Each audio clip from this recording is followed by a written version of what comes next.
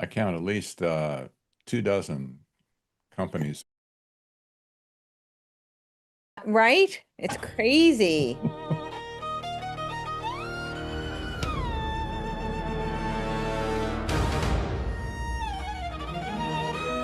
Knights assemble! They're coming for your play!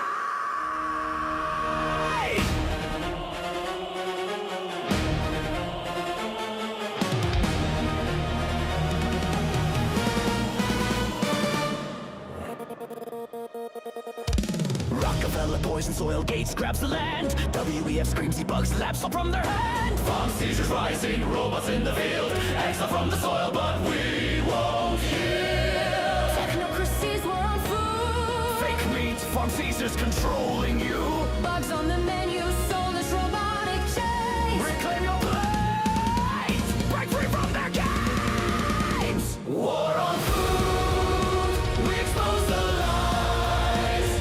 Courtenay and Knights! Solve and rise! Real food! Real freedom. Real fight! Live tonight, 6 p.m. Eastern, join in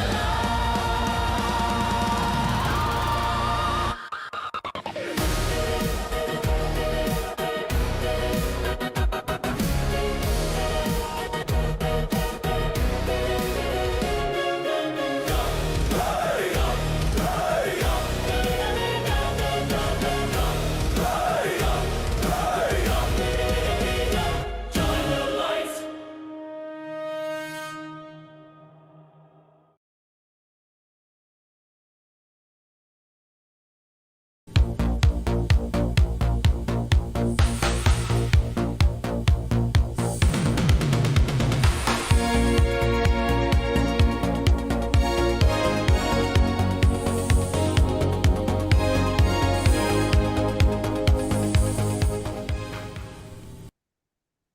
Hello, and welcome to our monthly Technocracy Roundtable. Joining me very shortly will be my knights in shining armor who are with me to fight against the technocracy. And we are going to be discussing the technocratic war on food tonight.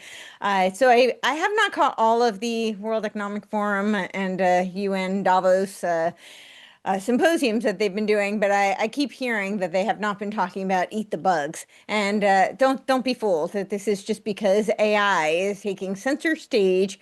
And you will see through this discussion tonight, we'll get to some of them. I don't know how much. I've got quite a bit to cover. But I'm sure we'll touch on it at least a little bit. Some of these AI generated food companies, it's pretty crazy. Everything is really becoming completely synthetic.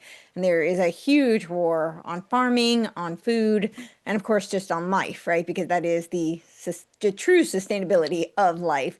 There is even a company called Perfect Day, which we will get into it. I'm going to play a video from that one because it's just too crazy. Anybody who remembers the book, Ira Levin's This Perfect Day, where there's that, supercomputer that controls the world and the whole world is one big family. It's essentially the noosphere, right? This hive mind.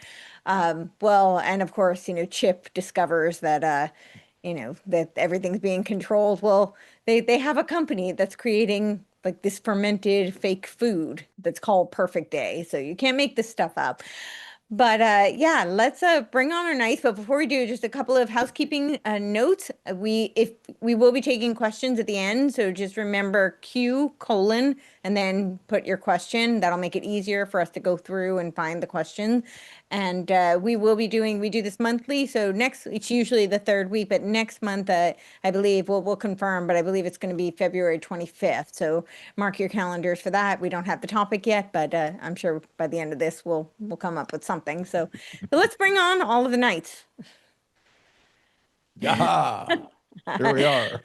Yes, yes. How is everyone? I guess we don't really need introductions, but I'll let everybody go around just very quickly and give a brief intro for those who are new to this Technocracy Roundtable. Let's start with you, Patrick. I'm Patrick Wood. I'm the editor-in-chief of Technocracy.news, and I've been the author du jour for at least 15 years about technocracy at this point. So here I am on the Technocracy Roundtable. And we have a great lineup for you today, for sure. Yes. And Craig, you?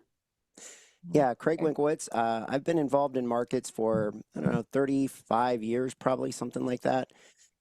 And I actually was involved in a farming operation back in 2005, 2006, 2007. It was kind of a hedge fund. So this sort of kind of straddles between traditional farming and what we're going to talk about tonight in terms of that was our approach. We kind of treated it like a hedge fund.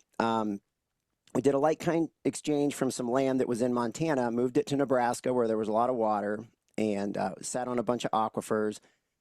And then we got involved in it, and that was the time of the ethanol crunch. And so we actually ended up becoming transporters. We would transport our own fertilizer up from the Gulf, because back then crude oil was really high in price, and ethanol was fertilizer was very high in price. So we actually became suppliers of fertilizer to the area. And then we got into technology quite a bit, where we actually put in crop circles and managed it with computerization. And we were also doing some raising cattle, which has become a very tough business, being a cattle rancher these days, because it's been squeezed pretty hard. But we found a way to do it because we kind of vertically integrated everything. So we were doing some of this technology type of thing. We just didn't do the technocracy. We didn't have a bad angle on it. We were just trying to do farming in a different way. And so I do have a little bit of background on this, and I was the guy that was actually designing a lot of the models for this. So so just a little bit of background on that. But most of my background's actually in trading financial markets and futures markets, commodities, and things like that. I believe Patrick has a background in farming as well. So we've got two resident, yeah. And Aaron Day. So I got involved in this 3 or 4 years ago. I started looking into central bank digital currencies and what those were all about. And because I was noticing that friends of mine were being targeted by the federal government, who were promoting crypto as an alternative to central banks, not central bank digital currencies. And in the process of doing that, I wrote a book. And while I was doing the writing for the book, I ran into Patrick Wood's research and started to understand where CBDCs are as just a small part of this overall technocracy movement that is almost a century old. And so upon realizing that, I realized that the issues that we have now are not red versus blue or US versus China. It's really global technocracy and a battle for free will itself. So for the last 3 or 4 years, I've spent all of my time trying to educate people about technocracy. And my wife and I co-founded Daylight Freedom Foundation. And so we try to educate people and then also promote alternatives for people to exit the system and reclaim their sovereignty.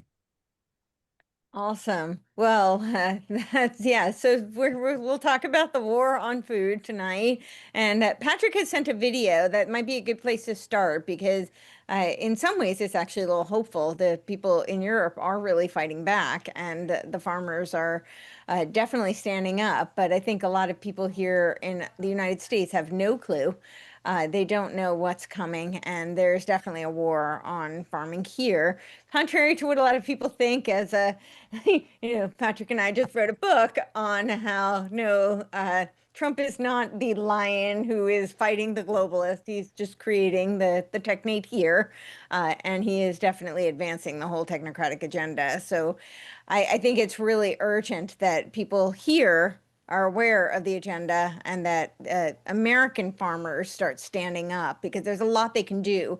There was actually, and we can get into this too, there was a whole, I know I went on Craig's show, I guess it was almost 2 years ago now, talking about the NACs, the natural asset companies, but then tied to that was these climate smart commodity projects. And of course, in typical Trump fashion, he canceled the climate smart commodity projects, which was a major upheaval for all these farmers, because they had to pivot so quickly. And then, of course, all these, they tried very quickly to meet all these standards. And then all these accounts were completely frozen. But as typical Trump, he just moved it to the private sector. So it's not canceled at all. This agenda is rolling on at lightning speed, Operation Warp Speed on steroids in every capacity. So they just rebrand, and I think that's also really important for people to understand. This is not, we don't now go and cheer and think that this is done. And this is we need to be vigilant more now than ever before. So maybe we'll start with playing this video, and Yes, indeed. Let me just let Patrick talk. give an intro. Great. This first video was filmed 1 month ago. And anybody who's in Europe, especially, they know all of the protests have been mounted for the last 5 years against the powers that be over there by the farmers in particular, driving their tractors and their harvesters and their livestock and so on to town to clog the streets and make their case, because they're tired of being manipulated, yanked around, put out of business. Their land is being confiscated. I mean, all over the place. So we don't see these headlines in America, not often for sure, especially in the mainstream media.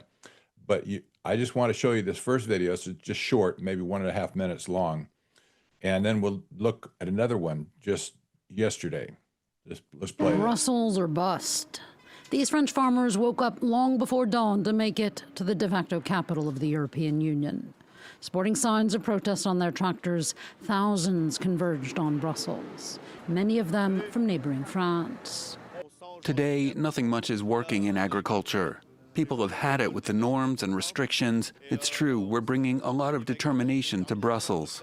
We went to Paris 2 years ago. We blocked the roads. We thought we'd been heard, but not at all. Some of us are discouraged, others are angry. Met by police barricades, these agricultural workers have rolled into central Brussels for a multitude of reasons. First off, there's the Mercosur trade deal. With EU leaders meeting on it, it is in its final but increasingly tense phase of negotiations.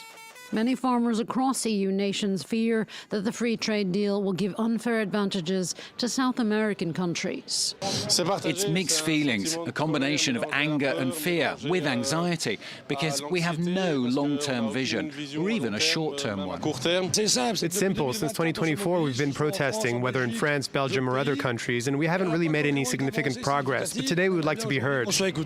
For farmers protesting in Brussels, it's not just their struggling livelihoods, EU regulations, or the Mercosur trade deal. The culling of herds in France to stem outbreaks of lumpy skin disease among cattle has also spurred fury. Across the border in France, other blockades of roads have been happening for more than a week, namely in the southwest. The government has tried to quell the disruptions on highways by vowing to meet with farmer unions on Friday and by rolling out mass vaccination campaigns. But the ire against the government's handling of the disease, conjoined with struggling livelihoods and fears for their future under a South American trade deal, have brought anger to the streets of France and Wow. Okay. This is 30 days ago. Now we see what happened yesterday, and I think this is Brussels as well, but maybe in France. But play this next clip.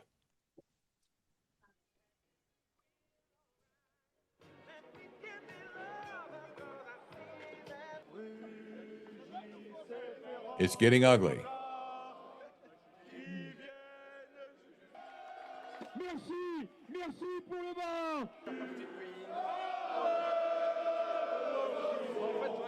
Flash bombs, tear gas.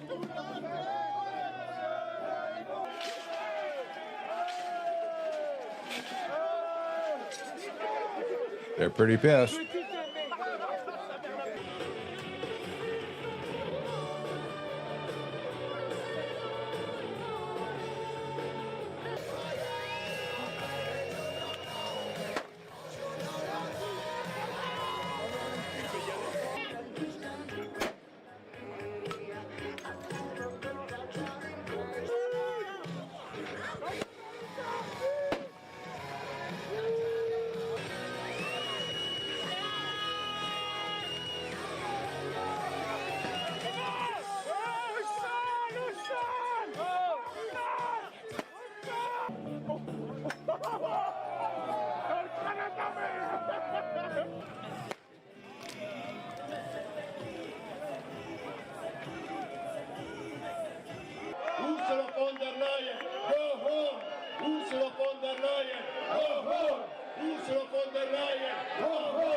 Et cet agriculteur, on va lui expliquer qu'on va le mettre en concurrence avec des produits qui ne respectent pas les normes qu'on lui impose et qui sont de plus en plus importantes et coûteuses. Donc je pense que c'était normal de venir les défendre et de porter leur voix aujourd'hui, et notamment au Parlement européen, avec des votes importants cette semaine. Qu'est-ce que vous demandez, j'en appelle au président de la République, qui juste ici a tenu selon moi un double discours. Et je lui demande de geler la contribution française de la France au Parlement, à l'Union européenne, une contribution qui s'élève à 28 milliards d'euros, puisque aujourd'hui c'est le dernier levier qui nous reste pour ne pas se voir imposer par Madame von der Leyen ce traité de libre-échange.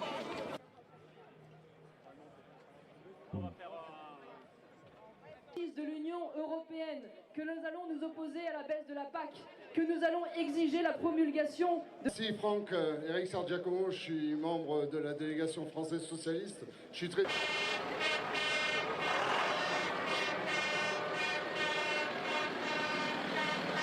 Production spécialisée partout en Europe.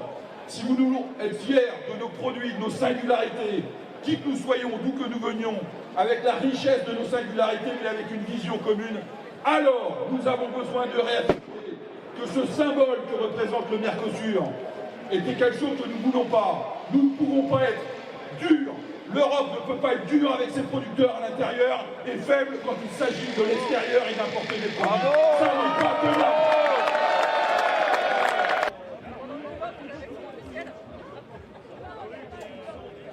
This is probably enough at this point. Okay. Yeah.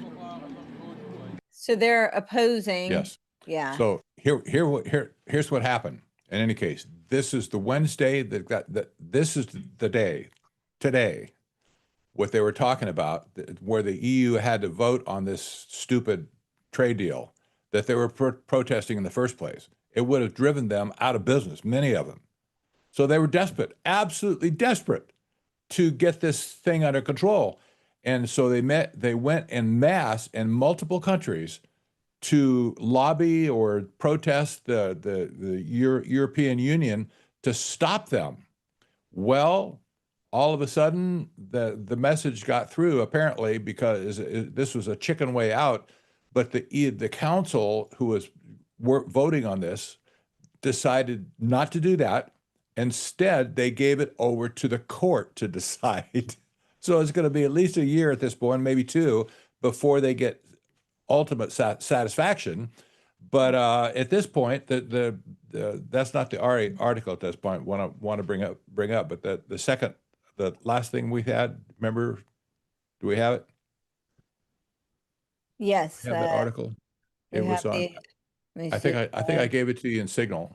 Yes, you did. Okay. I'm not sure if you have. Well, I'll talk about it just for a second. Okay. The Parliament decided to give the whole thing away, not take responsibility for it. They felt the pressure for sure.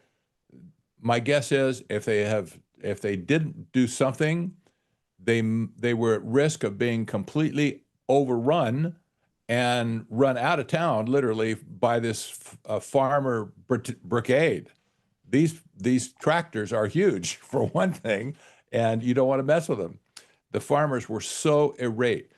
What's going on in Europe that they have to do this kind of a protest to get any relief at all for their plight? Well, this is the heartbeat of technocracy. We're going to talk about other things that are related to it, but this is the heartbeat of technocracy, where the bureaucrats, the technocrats on high are deciding how our food is going to be grown and raised in the future. And it's totally opposite to what the farmers want to do, what they've been doing for centuries in Europe, and they've been feeding all their people all these years. No. Technocrats know better. They're going to tell you how to raise your crops, how to take care of your animals, etc. And it's driving Europe crazy, the farmers in Europe.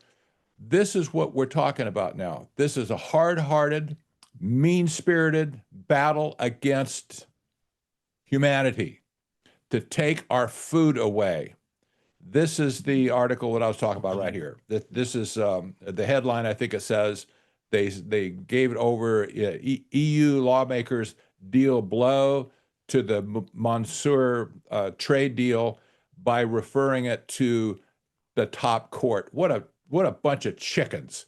That's all I can say. Just chickens.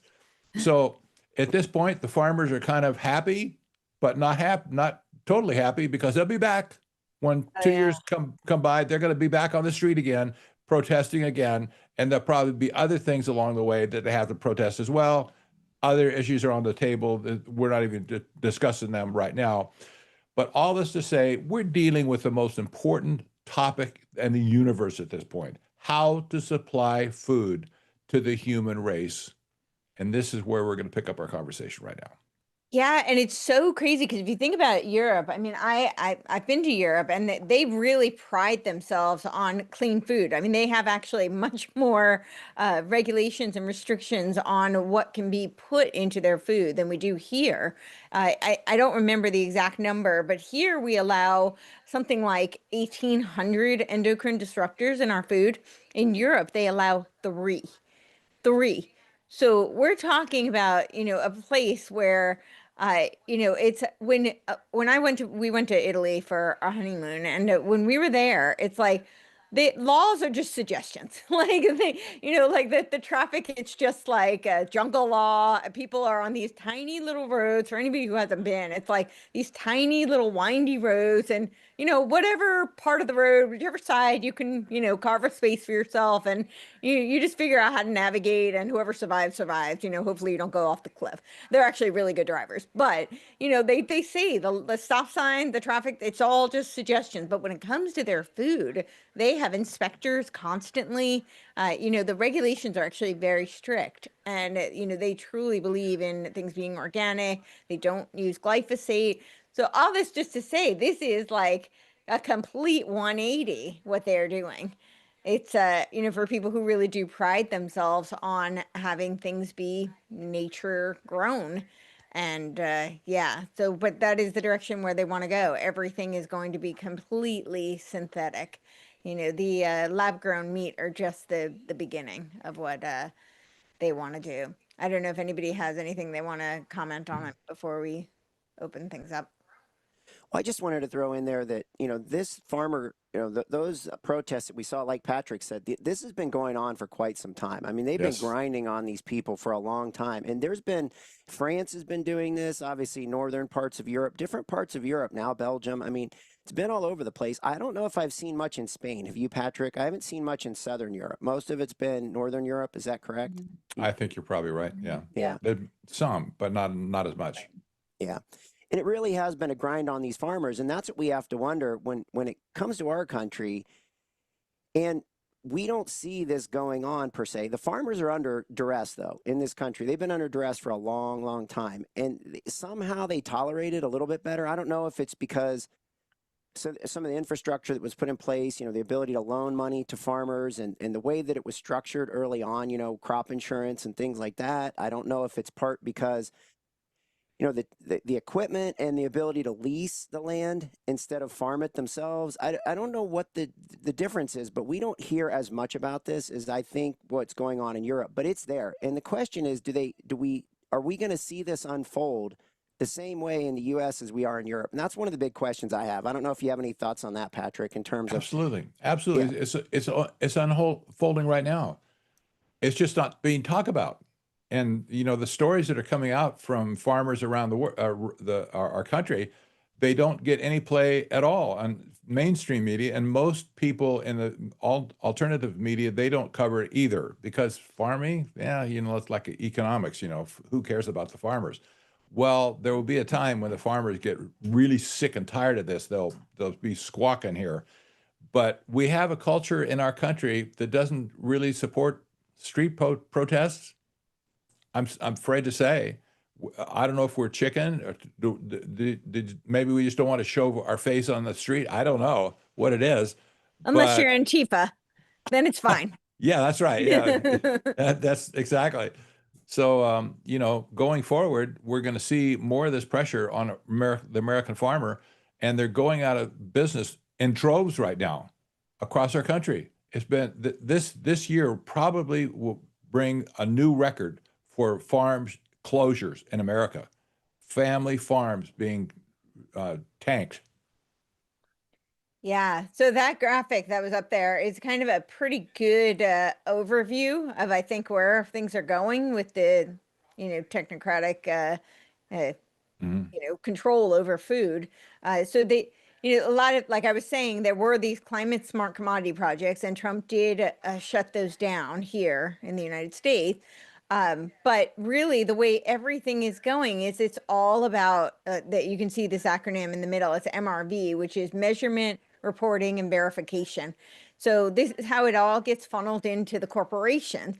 And I think, I don't know how many years ago it was, but Walmart did something called like a gigatron, and it was like I can pull that up, but it was essentially where the corporation sets the requirements so that and then everybody has to meet those metrics. So it's all about, right, that's how AI is going to be able to quantify everything. And this was actually the problem with the climate smart commodity projects initially, was that back in I think it was 2022 of September, they had presented like an ESG bill that these farmers had to meet. And the farmers didn't push back. As you said, Patrick, it's not like they stood up and did protest. But the reason why there was any kind of resistance was not because this is completely unconstitutional and it's going to completely, erode the entire farming industry. That wasn't why they stood up. They stood up because they had no way of meeting their ESG metrics. There was no way to quantify all of these various, carbon emissions, the greenhouse gas emissions the metrics that they had to meet. And so don't worry, they had a solution, and that's where these climate smart commodity projects came into play. And they had all these companies like AgroSense, where they have all these meters that are measuring these greenhouse gas emissions. Yeah, this is the gigaton with Walmart. And it's all about, the sustainability hub. But they implemented all of these various tools for them to measure. And so now, of course, they shut those down, but now it's going to be done through these corporations. And it is all about achieving this net zero. They keep using, we see this over and over again, the rebranding that I was talking about, but they keep using the term regenerative. Regenerative, when you think about farmers, used to mean like holistic, maybe permaculture, it was a truly natural kind of a organic, like in the real sense of the word, organic process. But now it just means that, achieving it's all about carbon. It's if it's sustainable, that's the buzzword. So they move it to these metrics, MRV, measurement, reporting, verification. And then, of course, this is about making carbon a currency. And this, is the whole playbook of the technocrats to make energy credits, right? So the carbon currency. And then the next part of it is the procurement mandates, which is the supply chain standards, which is what Walmart was doing with their Gigatron access gates. And then, of course, how are they going to do this? Because real farming is messy, and you have biology, and it's not always predictable. So they're going to have these industrial foods, which are literally AI created, and they're using precision fermentation, which is crazy. We can get into that in a little bit. That's part of what Perfect Day is doing. Cultivated meat, which I'm sure most people are familiar with, these lab grown meats, the Beyond Meat. And then low emission inputs is the other ones. And then from there, they had the regenerative mutation under there, carbon storage, carbon sequestration, and the various MRV targets. So, yeah. Let's set the baseline. All seeds at this point have been engineered, biologically, genetically engineered, mostly by Monsanto, but other minor companies as well. So the seed stock of the world that grows most of our crops like that are already modified in some way. And then we have all the animal life, like the chickens, the turkeys, the fish, the sheep, not so much sheep, but maybe the cattle for sure. all the animals have been genetically modified at some point as well. So this is the baseline for where we're starting. There's been a huge program of genetic modification under their belt. And they have the intent to continue this genetic modification going forward to just literally change the nature of food itself. So we're going to talk about some advanced things, advanced scientific, whatever going on, probably blow your mind, but this is the baseline, and everybody has experience, I'm sure, with GMO stuff in the store now. It's all over the place. GMO animals, the farm-raised fish, all of that stuff is genetically modified at this point. So, wow, we're on a wild ride. Yes. I do have a 3-minute video on Project Gigaton. If anybody wants, do you want to play that? It's Sure. Okay. You don't have it. Okay. Oh. Let me see. Is me? Are you able to play it? Okay. We'll keep going. But it was an enormous project. It started in 2017, improved sustainability across 6 areas: energy, waste, packaging, transportation, nature, and product use and design. The project successfully met its ambitious goal in early 2024, years ahead of schedule, by working with suppliers on practical solutions like energy efficiency, renewable energy, and waste reduction. So that was their goal, was to reach this 1 gigaton. I didn't even know that's what a gigaton is. It's 1 billion metric tons. So yeah, here's the 3-minute video. So, okay, well, while they're playing, yeah, so it started in 2017. They invited a bunch of suppliers to join the sustainability effort.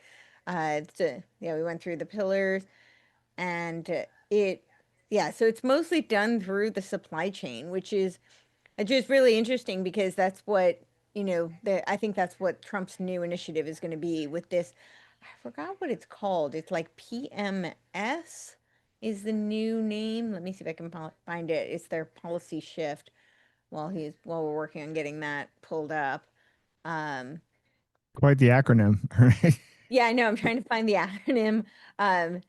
Yeah, it's the Climate Smart Commodity. It was a PCSC program, but now it's called the AMP program, which is Advancing Markets for Producers. This is how he's shifting it from the incentive for federal to private. The new program shifts primary focus from measuring greenhouse gas outcomes to maximizing direct payments to producers and reducing administrative burdens, is what they claim. So the direct federal climate link incentives have been curtailed. Funding for conservation and regenerative practices continues through established long-standing programs such as Environmental Quality Incentives Program, EQUIP is the acronym, and Conservation Stewardship Program, CSP, including 700 million regenerative pilot program. This policy reorientation accompanied by a broader administrative changes, including reductions in the USDA scientific staff, which impact climate research capacity, and directive to de-emphasize quote unquote climate change terminology on agency websites. And I think a lot of that, the downplaying of all this climate narrative, is because nothing about these data centers is green, quote unquote. Right, everything there that they need. I mean, wind and solar aren't going to power these data centers. So, and they're using. I mean, Elon Musk's Colossus here violated the Clean Air Act with his methane turbine. So, yeah, I think that's part of what's going on with that narrative. But in response to shift the federal priorities, private sector entities, non-governmental organizations, and state-level programs are increasingly stepping in to support climate-aligned agriculture practices. So it's not coming from the government; it's coming now from the corporations and from the NGOs. So, all right. Well, I'm not sure if we have that video, but I guess we can move on. Well, this program covers 5,900 suppliers, and 75% of overall U.S. product sales. That's how massive Walmart is, and that's how massive the reach of this program is. Yeah, it's huge. It's huge. Yeah. So I think that's, the reason why I brought up that program is because I think that's really what this shift is going to be. It's now going to go to all these corporations who are going to set their metrics, and then they're going to have the whole supply chain from there is going to be in lockstep. So even though they may have canceled the program, they're actually, in some ways, that it's an even bigger agenda because these corporations are supranational. So it's a global, consortium that's going to be advancing it, no longer just the USDA. Well, and what are the cues that we're watching for? So obviously, Patrick, we ran those clips at the beginning. You see this stuff in Europe. I'm sure Europeans are more aware of their farming, I don't know, friction, right? I guess, for lack of better words, the farming friction going on in Europe. We don't see it as much, right? I don't know if it's because we're not like as, community, tight community, whatever it is. How does this roll out? What are the cues that we're looking for in the U.S. as we watch this? What do you think some of the, I mean, obviously, we've got so much technology going on in the background. It's going to be pushed upon us without even really it being explained to us. I think that's a big problem. The other part of it is this like a COVID type of a thing where we get some sort of a false flag event and they just roll it out lock, stock, and barrel, lock, stock, and barrel, or is it something that's a gradual progression that we're going to go into over, a 5 to 10 to 15-year window of time? What are the cues that people can watch for? I mean, what are we looking for? Do you guys have thoughts on that? I do, actually, because we're of our proximity to Mexico, to Central America and South America. We have kind of a built-in food chain at this point coming from the South. This has been developed over the years, probably 50 years at this point, and it's kind of snuck up on us because our grocery store shelves are always full of food, regardless of what's going on in the farmer market in America. So, we have avocados that are grown in Mexico. We have beef being imported from Argentina, et cetera. And this gives a false sense of security to people in the grocery stores. That's not true in Europe. Europe cannot depend on any other continent to give them food. So if their farmers run dry, guess what? They see it almost immediately on the shelves in the grocery store. We don't have that in America. And you might remember recently, maybe a year ago, when the prices of avocados went through the roof all of a sudden, because we don't have any avocados anymore in America. People were paying just ridiculous prices even for one avocado. It's like, what's this crazy? What is this? Well, they're all grown in Mexico, basically. So, this is a false sense of security. This has been a plan, an intentional plan over the years to shift agricultural production away from the United States.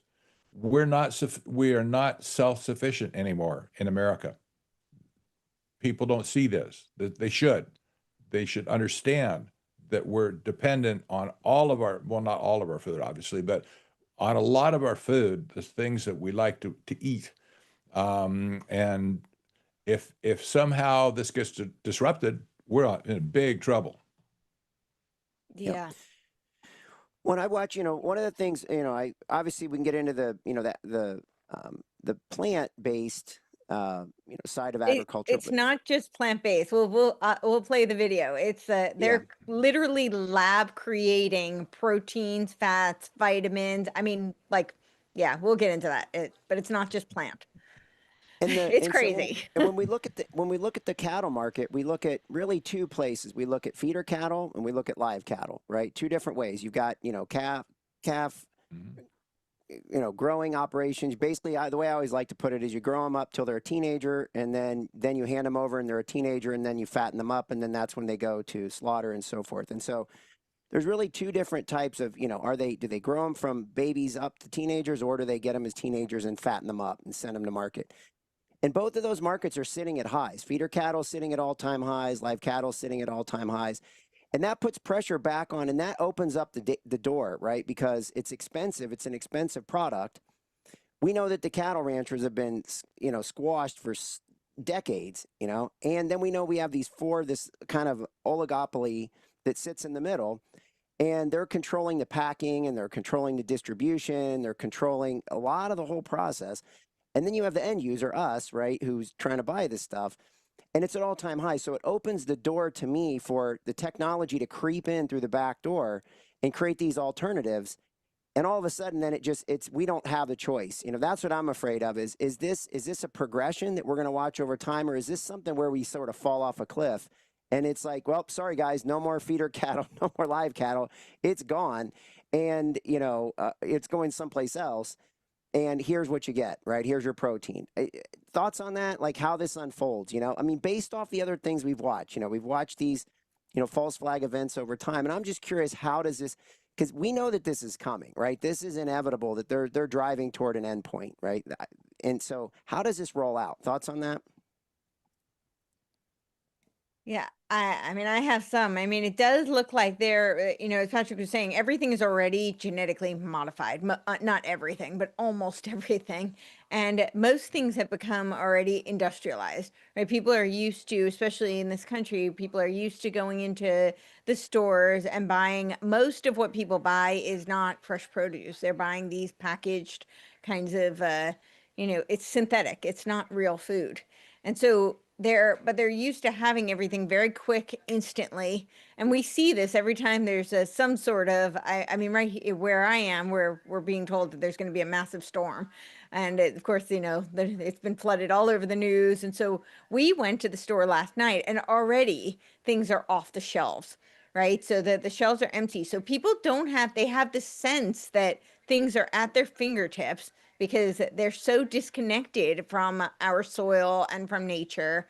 So they have a sense that we can just go into a store and everything's going to be at our fingertips, and everything's mass produced. Of course, what's mass produced is typically genetically modified, synthetic chemicals. It's not real, but you know, people think they can get it instantly. But we're already starting to see a little foreshadowing. We saw it certainly 5 years ago. Whenever anything, you know, any kind of crisis hits, whether manufactured or natural, the reality is things are not at our fingertips, because it's all contingent upon the supply chain, because it's not natural. People aren't going into their garden and just picking. I mean, some people are, but you know, most people are depending on the big box stores.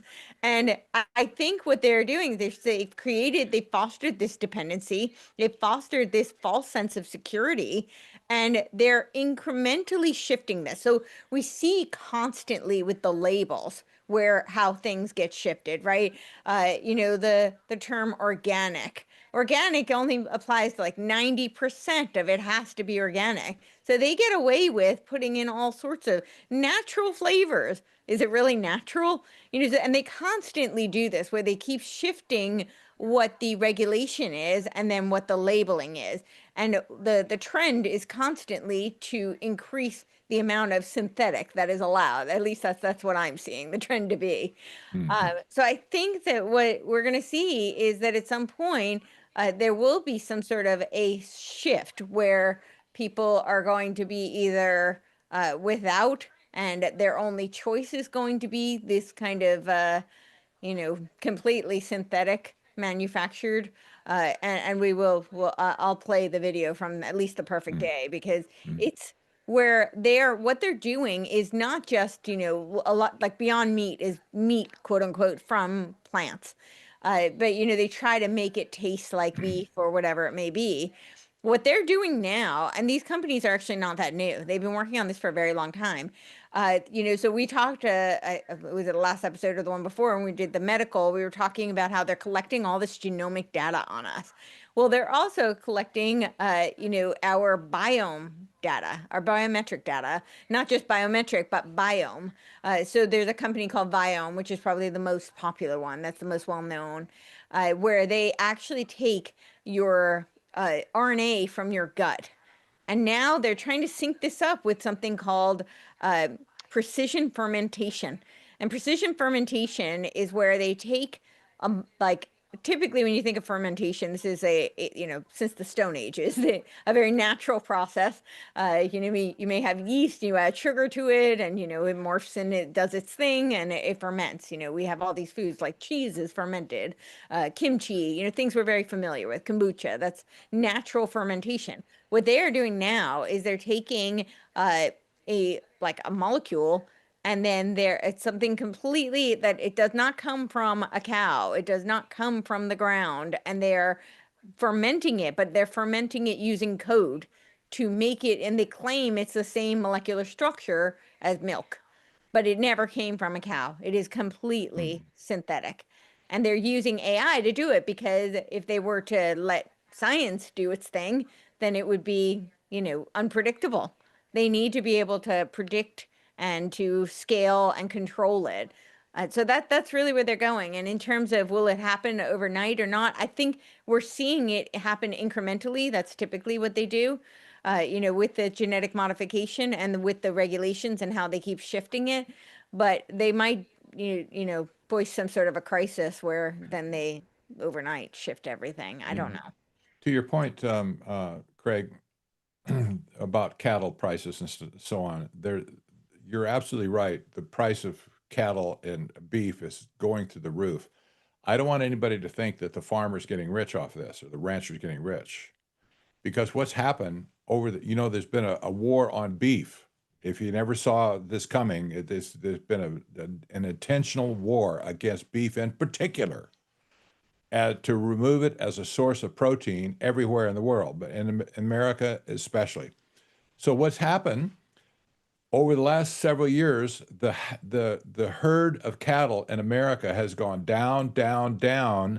This is how the ranchers make their money. Down, down, down to right now. It's at a 45-year low. The cattle population in America at a 45-year low, and the beef, the cow herd that produces all of the young ones, right? It's dating back to before data was collected, starting in 1965.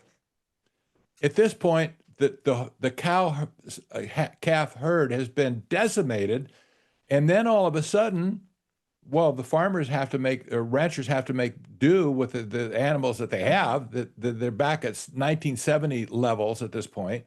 They can't make any money at all. So all of a sudden, the price of beef goes through the roof, and here you go. The ranchers aren't making money at this point because they can't reproduce fast enough to build the herd up. That's a multi-year process to build a herd from 1 million to 2 million, for instance. And so the ranchers are screaming bloody murder at this point. They're not getting the windfall of the beef prices. So we substitute other beef coming from Canada, Mexico, you name it, Argentina, Brazil, doesn't matter. And we have some sense of, I could get a steak still in the supermarket. Where was that steak made, my friend? It wasn't grown here, chances are. So I'm just saying, when you look at the metrics of what's going on, our beef industry is in shambles right now because of the high prices. Yeah. It should be. Oh, I'm sorry. Go ahead, Aaron. I was just going to say one, because this is a recurring theme that keeps on coming up with what's happening politically, which is you have Maha going out and saying, oh, we're all going to have Whole Foods now, and we've inverted the food pyramid. And then you have Trump acting like he's this pro-populist, pro-farmer president.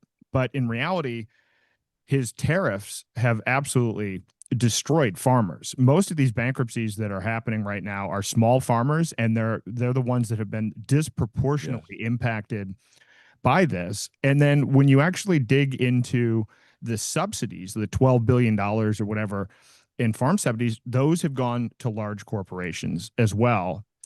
And then you have Trump supporting Bayer and for Roundup and Monsanto in the Supreme Court case. So, you know, I don't put Trump in this 5D chess category. I put him more simply in the, if there's a crisis, he's going to side with the large corporations. But a lot of people continue to get fooled by the Maha. The Maha rhetoric is not policy.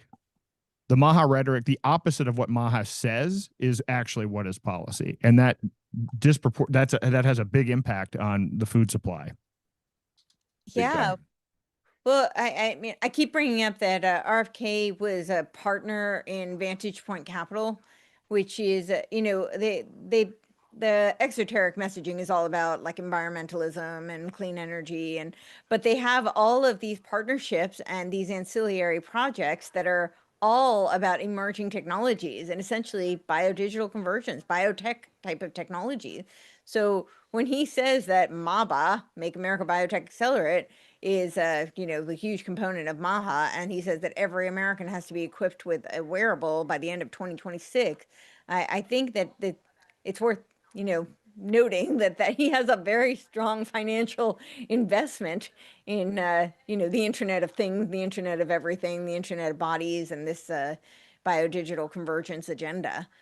I don't think you can separate the two, and the policy obviously is downstream from it. And I think that, you know, again, to your point, Craig, I think part of what's going to happen is all of these regulatory infrastructures are shifting us towards this synthetic, you know, agriculture, synthetic food agenda.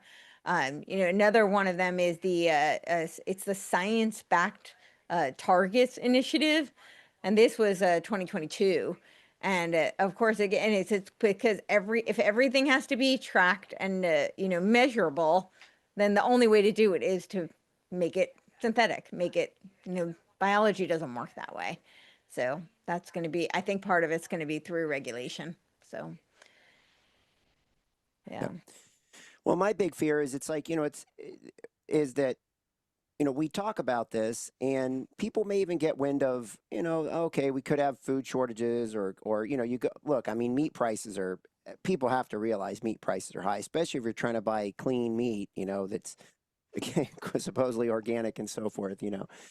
And so, you know, if you look at it, it should if you look at it from a business perspective, it should make sense. You know, one of the big feedstocks for cattle is corn. And, you know, you can use substitutes of wheat and soybeans and so forth, but typically corn, right? That's going to be a big feed product for cattle. And it's at low prices. Soybeans and corn and wheat are all at almost record low prices. And yet feeder cattle and live cattle is at record high prices. So you would think that the farmer would be making a fortune right now, like Patrick said, but they're not. And it's because of the people in the middle, right, that have learned how to package this stuff. And, you know, they take it to slaughter and package it up, and, you know, and the way they ship it off to the stores and move it around. And the thing is, our DOJ, right, and USDA should be watching over this, and they should be stopping. There are acts in place. I mean, you have the Clayton Act, you have the, what is it? There's 3 or 4 acts in place that should break this apart, right? That's their job, and they're not doing it. And my fear is that if it just keeps going along, nobody does anything about it, right? We just keep watching this thing continue to progress. And, you know, do we just progress ourselves right out of, like, where does it, you know, people won't do anything unless they can get some sort of a prediction as to how this is going to unfold and what's their role in it. Does that make sense? I'm just trying to figure out how to get people, because I don't know if they believe it. You know, I don't know if they believe what's going on in some senses. Well, I think it's also when you're talking about these prices, it's also because of the subsidies. Right, there was I mean, part of the Climate Smart Commodity Project was $90 million to the Iowa Soybean Corporation. It was $41 million to Farm Journal, which I could only imagine is for propaganda. I don't know what else they needed to subsidize Farm Journal for. But I think that, right, because when you bring up RFK Jr. and the whole SNAP program where he was talking about how they were going to ban soda. And of course, you know, people were cheering this on. They're saying how, like, you know, this is great. They're going to, the underprivileged are now going to be steered towards healthier choices. But really, that was all about a technocratic blueprint to be able to monitor them. It wasn't about them getting healthier choices. And it just advances this narrative that somehow real food is somehow more expensive. It's not more expensive because it's actually more expensive. It's more expensive because all this fake stuff is being subsidized. You know, I mean, it's not more expensive to take like a coconut and press it and make oil. Coconut's pretty abundant. It's the reason why canola oil is so much cheaper is because the government is subsidizing it. They're getting all these mega corporations are being incentivized to use that. It's not because it's actually cheaper. So I think that's a huge component in this price gouging that we can't ignore, is that it's because they're incentivizing the fake stuff. So yeah, as far as how to get people to see what's going on, I don't know, other than to show them where this is going. You know. Well, and I have to add, just because this is my kind of hyper-focused lens, but we now Yeah. have the Clarity Act and the Digital Assets Bill that's coming through the Senate. And so what that means to me is, I mean, we're talking about agricultural products, which are commodities, and you're going to have enhanced power by the CFTC, which means now agriculture and the supply chain will be tokenized. And now you can add smart contracts. So for things like ESG, that makes it a lot easier to implement a technocratic agenda once things are centrally tokenized through this mechanism. And I won't go into all the detail now, but there's nothing good about the way that they're approaching it, because they are putting the control into the hands of the large industry players and the revolving door from the CFTC and the SEC. And so I think that will play here. You don't see people talking about that side of it too much, but I think that is the key to the control system for all of this. Yeah, I think that whole you know, the EFTs, the snap, that was like a testing ground for it. It's because once it's tokenized, you can watch everything they do, and then of course you can also nudge them, right? You can create like this cybernetic feedback loops where they get rewarded with, you know, for certain behaviors, and they get penalized for other behaviors. And imagine you attach that to a wearable, for instance, right? Oh, well, you got your 10 steps today. Okay, maybe we'll give you like a discount on a soda this week. I mean, I'm making up, you know, ludicrous examples, but like, I think that's where they're going with all of this, is that as long as they can track, and the whole ESG, people keep talking about the 17 sustainable goals, and of course they're very relevant, but I think the whole social impact finance component of it really can't be ignored, because as Patrick has been screaming for the past several decades, it's about capturing all the resources. How are they going to do that? They're going to do that by being able to track everything and incentivize people, and where you're just the human capital that's building the data pool for them. It's the datification of everything. And I don't think the food industry is any different. You know, Well, good old Howard Scott from 1930s. He was the head of the technocracy movement at Columbia University. He wasn't a professor. They kicked him out for it, by the way, and when they found he was a fraud. But nevertheless, he was the guy that incorporated Technocracy Inc. that went on to raise a ruckus in Canada. And his attitude about agriculture, this has been around for almost 100 years now. Listen to his rationale. Howard Scott described agriculture as a problem of designing large-scale, high-speed, mechanistic food production far beyond, quote, human toil and hand tools, arguing that technical organization, not labor value or politics, should govern farming.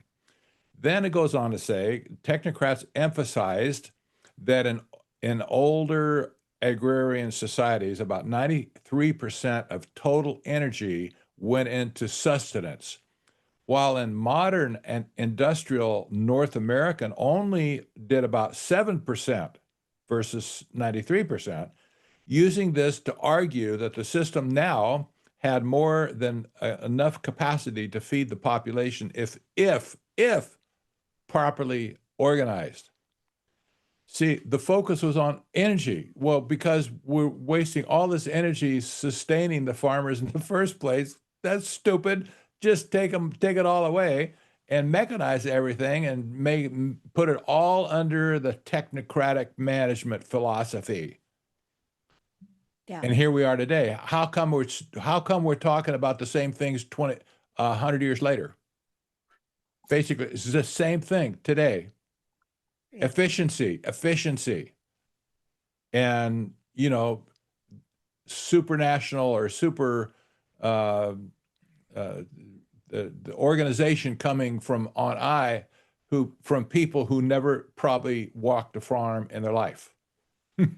Yeah, exactly. Yeah, there's sorry. Well, I think that makes the point, you know, what Aaron said and what you're talking about, you guys are all talking about is, you know, the people in this country are very price sensitive, right? We've been trained, you know, $4.99, $9.99, right? Everybody's always looking for, so they don't really change behavior until the price changes, you know? And so if we think about this in terms of the, you know, the tokenization, you can price subsidize like Courtney's talking about for a while and keep things price, you know, comfortable for people. They don't do anything. They don't make any change. Then in comes a tokenization.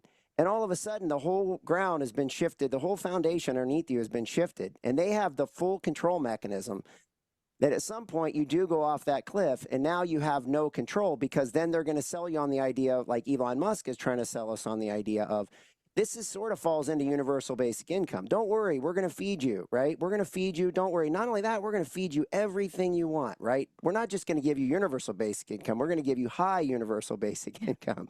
And this is another form of it, right? Food is another form of, you know, being, you know, receiving money or whatever it may be, right?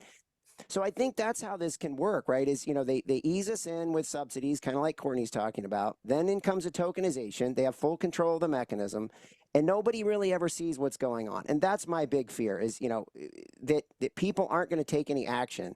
They're not going to do anything. They're not going to find out, you know, there's no change mechanism in place to stop this before it happens. And does that make sense? I just want to try to get that clear because we don't really see it going on. It's that slow creep, but underneath us that we just don't see happening. And that's always a concern to me, is that everybody says, well, it hasn't affected me yet. It's been 100 years, Patrick. Nothing's changed in 100 years, but it is changing. That's our point here. Well, it's changing rapidly. It's changing rapidly, and people are being affected. I mean, we have a massive health crisis, and I can't, you know, I don't think we should ignore what they're doing to our food supply as a component. I mean, right? Was it Hippocrates 2,000 years ago who said, "Let food be thy medicine"?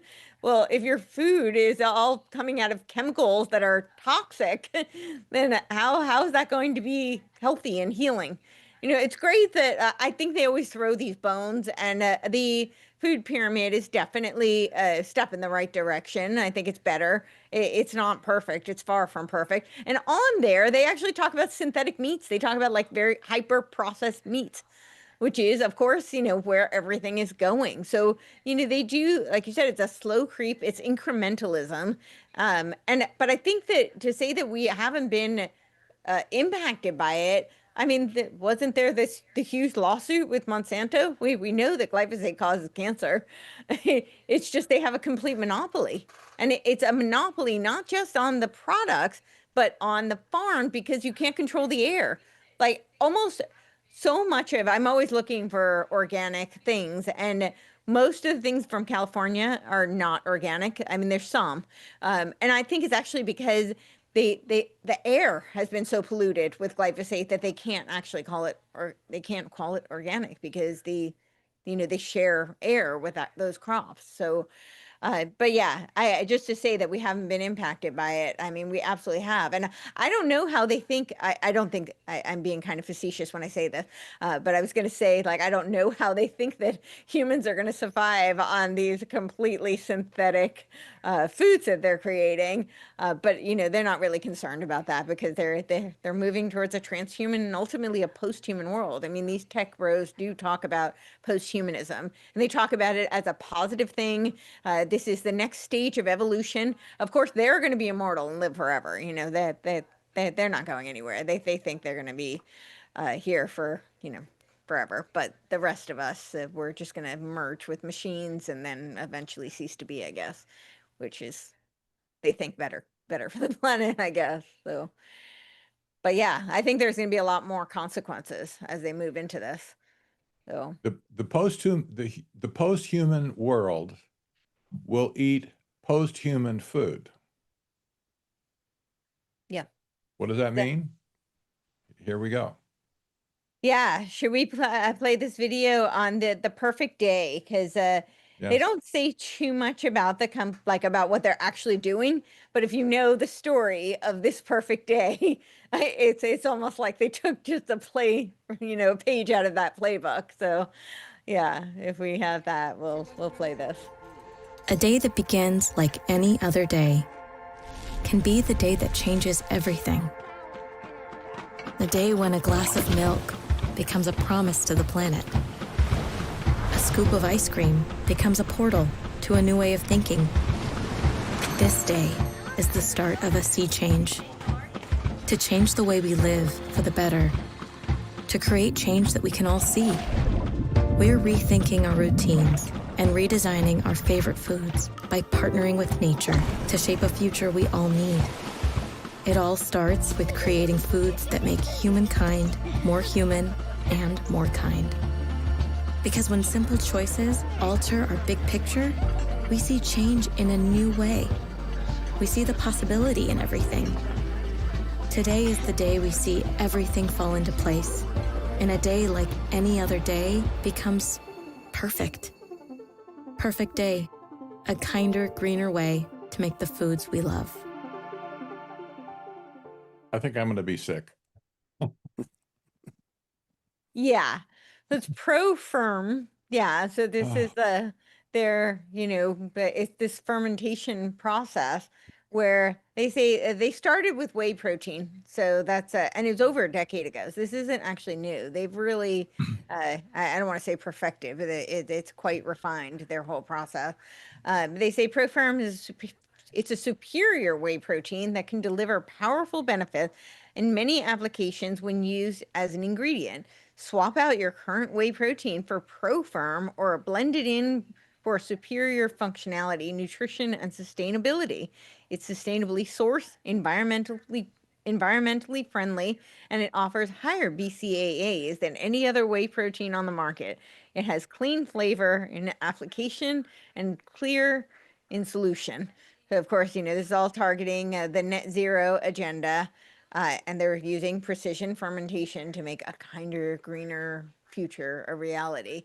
But this is literally like out of a lab. And it's all using code in order to create these proteins.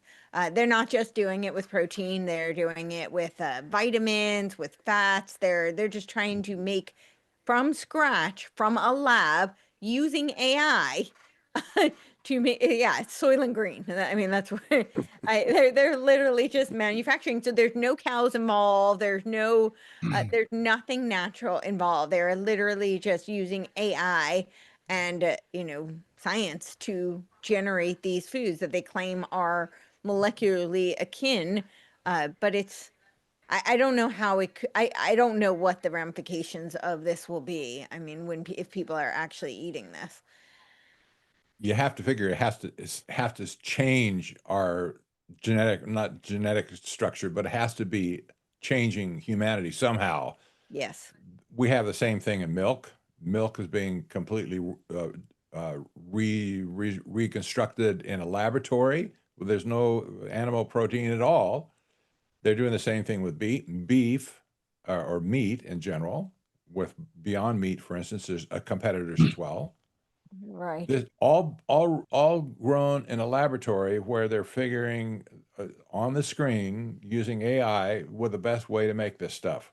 And they once they got it perfected, for instance, in the case of milk, fake milk, they can produce this by the gajillion tons if they wanted to.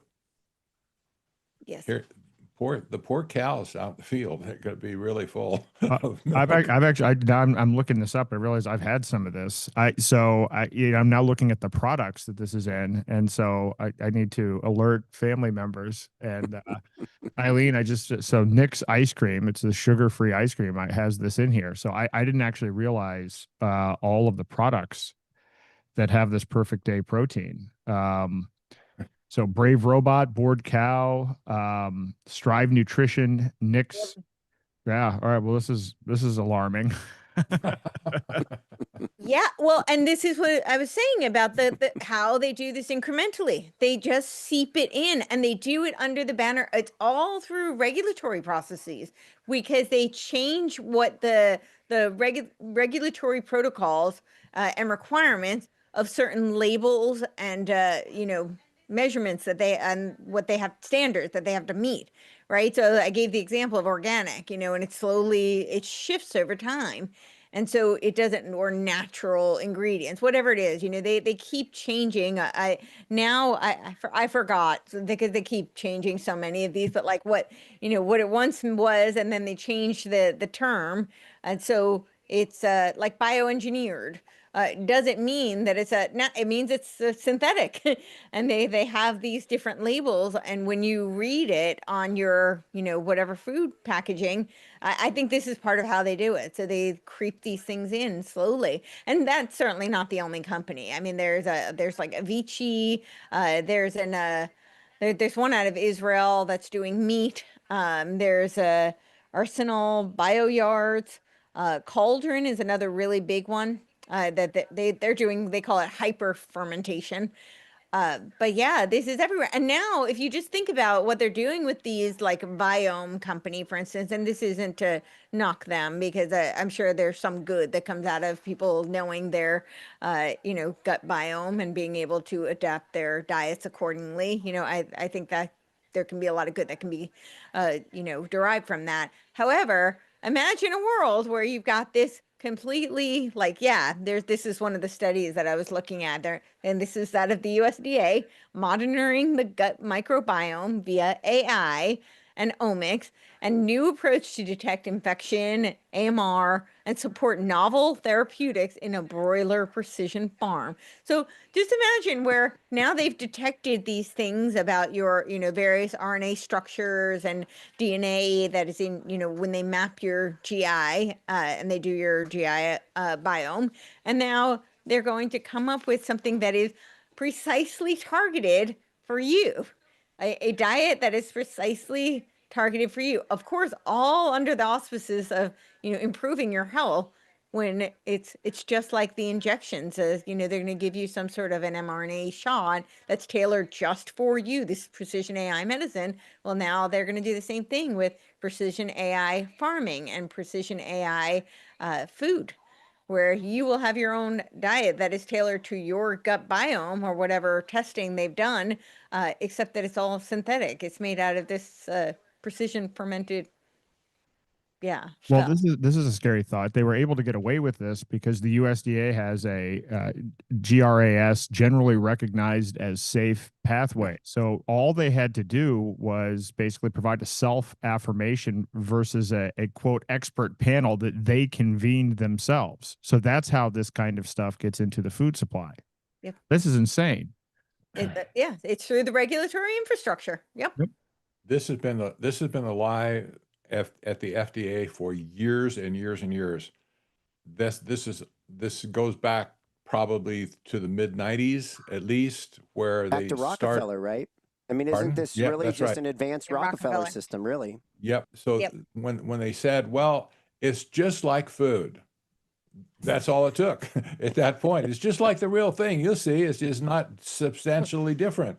And they sold this as in my opinion, as a total con to get their products to market, and nobody challenged it. Otherwise, nobody challenged it. And when all that stuff went, it was behind everybody's back. Put it that way.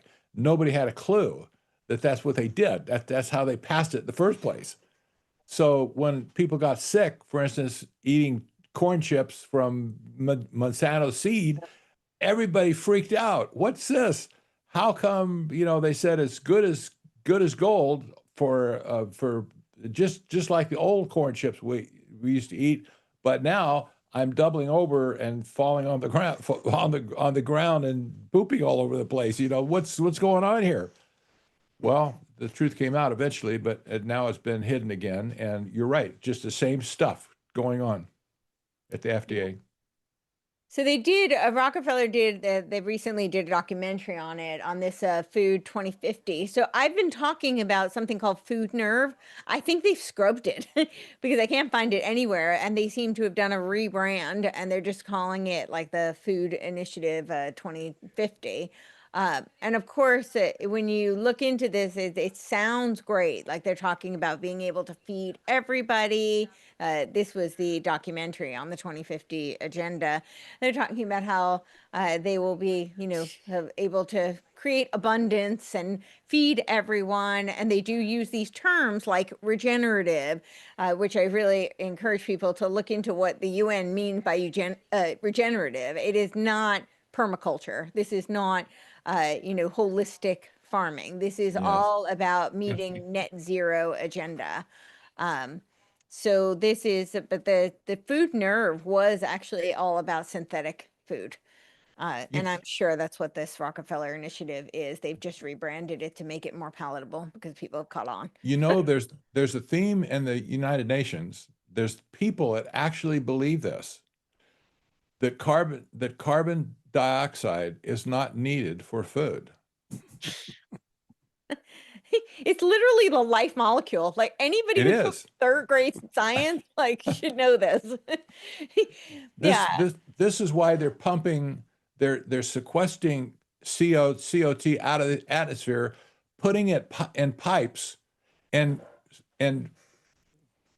going underground with these pipes to bury it in another state, even in the ground. CO2. Thinking, what are you thinking here? We'll have to get rid of the CO2. We don't want that evil gas in the atmosphere. That's so crazy. This is a program of the United Nations in the first place. We have to get rid of CO2, the food of life for plants. But it's perfectly fine for Elon to use methane turbines, you know, for his Colossus.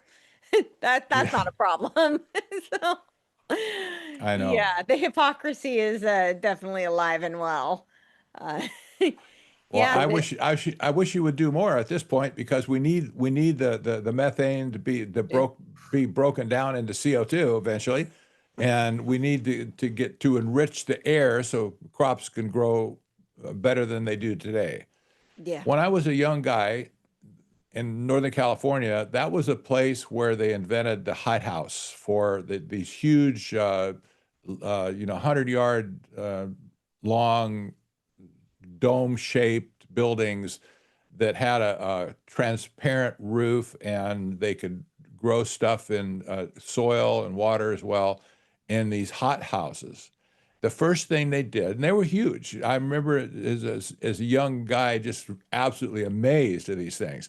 And the first thing they did when they were getting ready to plant, they had all the soil in there, and maybe some stuff they grew in the water, but nevertheless they had the fertilizers machines set up to distribute the fertilizer to the plant and the water, etc. The first thing they did before they started growing was they put a CO2 concentrator at the head of that huge building, and they enriched the percentage of CO2 in the building, and all of a sudden, boom, tomatoes came out unbelievable. They were huge. And I remember seeing some of them. We never grew them that big in our own fields, but they could grow them because the CO2 was enriched. And nobody ever died. The people that tended those gardens never died. Nobody keeled over, the gas killing them or something crazy.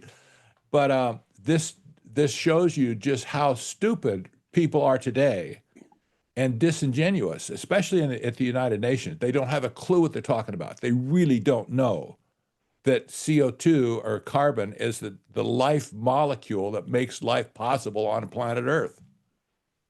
Yeah, I mean, do they really not know, or is it just like insane hypocrisy? I feel like they I have think to they're know. just ripping Everybody us who goes off. to Davos is they're certainly not they're not minimizing their greenhouse gas emissions. So Well, I have video footage of Brian Moynihan, the CEO of Bank of America, and Larry Fink. Obviously, we know him, the head of BlackRock. But this was, probably a pre-COVID, I would say, right before COVID came along. And they were both saying that they thought we could run the U.S. balance sheet up to 70 trillion in debt with the idea that if we don't do it, no one else is going to clean the world's air up and all this other stuff. So it was clearly a chance to rip us off. I mean, it was clearly a chance, because I always like to show the assets equal liabilities plus owner's equity. So what they were going to do is leave us with all the liabilities, take all the owner's equity, right, and essentially leave us with all the debt and say, but it balances out. See, assets equal liabilities plus owner's equity. Now, I know that's not what they were going to say, but generally that's how they were going to sell it to us. They were going to rip us off with all this stuff and take all the money, take all the assets. Again, tokenization. It's the same thing they're doing right now. They're trying to steal everything. And they give us this scam, and they got to get a couple minions at the United Nations to run this little pet project for a couple $1 billion. Here, you guys go play around with these Tinker toys while we're running off with trillions and trillions and trillions of dollars over here.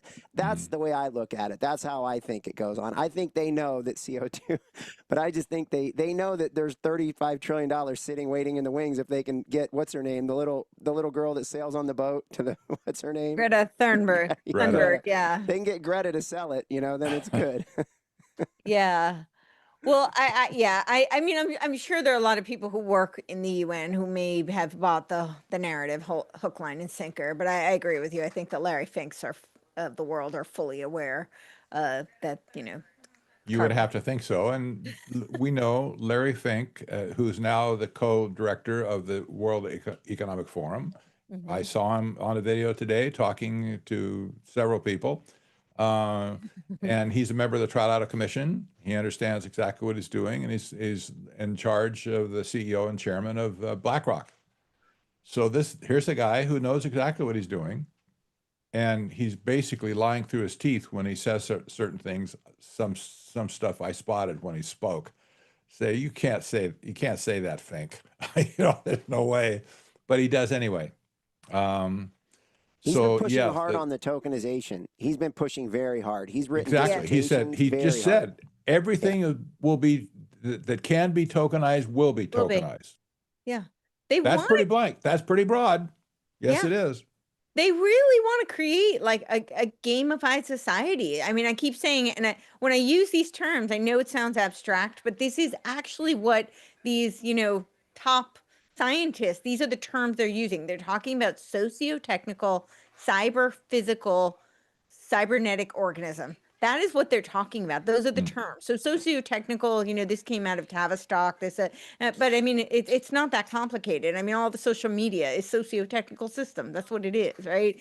Cyber-physical, this is what the whole gaming world has primed us for. That was the intellectual preparation of the battlefield, where people are in these virtual reality kind of these immersive experiences. That's what these video games have morphed into. And now we have these ARGs, alternate reality games. And I would argue that so much of what we're seeing in the media, certainly in the video game world, but really and social media is this alternate reality game. We are feeding the game, right? They collect all the data from us, and then it feeds the reality, and they blur the lines between what's real and what's not. And then, of course, the cybernetic organism, this is how this tokenization will operate. It will nudge us based on all the data that's been collected. And it's a feedback loop, back and forth between collecting the data from us and then nudging us and rewarding us for certain behaviors and penalizing us from others. Yeah, alternate reality game. I mean, this is really where we're moving towards. I think we're already in it. The transmedia storytelling was really what prepared us for this. It's where they have all these various intersections between film, you know, the TV world, the video game world, the podcast, and all of this becomes this transmedia kind of storytelling system that we feed into in reality. We actually feed into this game. But this is where they want to go with everything. And I think with the tokens, that's makes it a reality. That makes it so that it's very easy for them to do. I think what's going on now with the narrative, how everything is around AI. I do want to point out some of the things that I had in my notes about the food and AI, because I think so many people are being I don't know, maybe pacified or misled into thinking they've given up on the eat the bugs agenda because they're not bringing it up. And AI has gotten so much of the center stage at Davos, but that's only because AI will create the food. So, you know, the eat the bugs, they don't need that narrative right now because AI is essentially what they need us to focus on supporting AI so they can create this synthetic food. A couple of things so obviously the biological datification, which we talked about, this is where they need to, AI begins by converting living systems into data for genome sequencing, metabolic mimicking, microbiome mapping, and then cell line characterization. So this is a lot of what companies like Biome are doing. Then they have the AI-assisted biological design. So, of course, you know, as I said, biology is very messy and it's unpredictable, and you cannot scale it. You know, it does what it's going to do. Sometimes farmers have a great year, and sometimes there's a drought, and it's not so great. You know, this is part of the reality of nature. But they don't have any respect for nature. So instead of slow trial and error, machine learning models are used to predict which genes produce desired proteins, fats, or flavors. And this accelerates the design of microbial strains for specific functions, such as producing dairy proteins or meat-like hem molecules. The process optimization and control. In industrial settings like bioreactors, AI is used to control variables such as temperature, pH, and feed rates in real time. This optimizes yield, ensures consistency, detects contamination, and facilitates scaling from laboratory to global production, right? That's the whole agenda, is to make this globalized and global scale. AI-driven ingredient engineer. AI helps design functional components like texture agents, flavor molecules, and nutrient blends, which are then assembled to simulate whole foods. This modular approach decouples nutrition, taste, and function from traditional agricultural sources. I just wanted to go through some of that to make it kind of tangible for people how they're actually going about it. I can imagine, you know, this doesn't necessarily say that, but a world where they just take a pill and then you know, it supposedly gives you all of your nutrients and you think you get the umami flavor of whatever, you know, you've selected. But yeah, I think that's really where this is headed. Artificial intelligence, guided strategies, yeah. There's a program started at the UN called One Health. Oh, yeah. There's One Health websites, pages at least, on every major agencies in the country, in our country right now. You can go to the CDC and put in or search for One Health /CDC. You pull the page up. This is a crazy idea for most people that said that basically they're saying the whole world is one huge ecosystem. And within the ecosystem of the world, we have other circles that represent the ecology and the environment, and then people somewhere, the humans are in a smaller circle. But they include humans into that whole mix within the animal kingdom, the ecosystems of the world as well. So the CDC website says this: One Health intersects with the food supply by treating human health animal health, and environmental conditions in a single integrated system from farm to fork. That's his phrase. Especially for food safety, food security, and antimicrobial resistance control. This is the technocratic agenda on steroids to control the whole world as one system. So no wonder they want to create synthetic food at this point to make sure we don't get crosswise of anything in nature that would be bad for us. And they figure they can control that. Make good food. You eat our food, you won't get sick of whatever with bird flu or something like that, you know? This is total management of the planet Earth. Yeah. Really, One Health is the total planet in one view. Yeah. Crazy. Well, I think, and it is really, I mean, it is this perfect day. If you know that book, like that, it's really, and all of his, I don't want to say all, but a lot of his other books were made into movies. That one has not been made. And I think that they don't want to, because it's like they're fine with doing all this weird kind of predictive programming, but that seems to be a little too on the nose for them. I'm really surprised Hollywood hasn't snatched that one up. You know, it's, I don't know, it's because they've taken a lot of his other books and made them into movies, but that one, I mean, and it's exactly what they're doing. I mean, it is the blueprint. I don't know. I mean, chicken egg, who knows if he was fed the narrative? I don't know too much about his background, but yeah, but it is exactly what they're doing. Do you remember the day that margarine came out? That was what, in the 60s, maybe the early, I think it was in the 60s. Margarine, that was a horror that it took the market by storm. And you might remember the ad that they posed that it was just as good as nature, and you know, they showed cows, whatever, and then Mother Nature shows up. And do you remember that? Anybody remember that ad? I don't remember it, but I know that they were subsidized. Well, I know. But then Mother Nature shows up and says, "It's not nice to fool Mother Nature." And then zap, lightning came down and blew them all up, except for the margarine. The margarine survived. And people still buy that narrative that somehow margarine is better for you than butter. Exactly. I had this argument with my own mother. I'm like, it's completely synthetic. That it's not better for you. Yeah. But yeah, and it was subsidized by the sugar industry. Mm-hmm. Yeah. Yeah.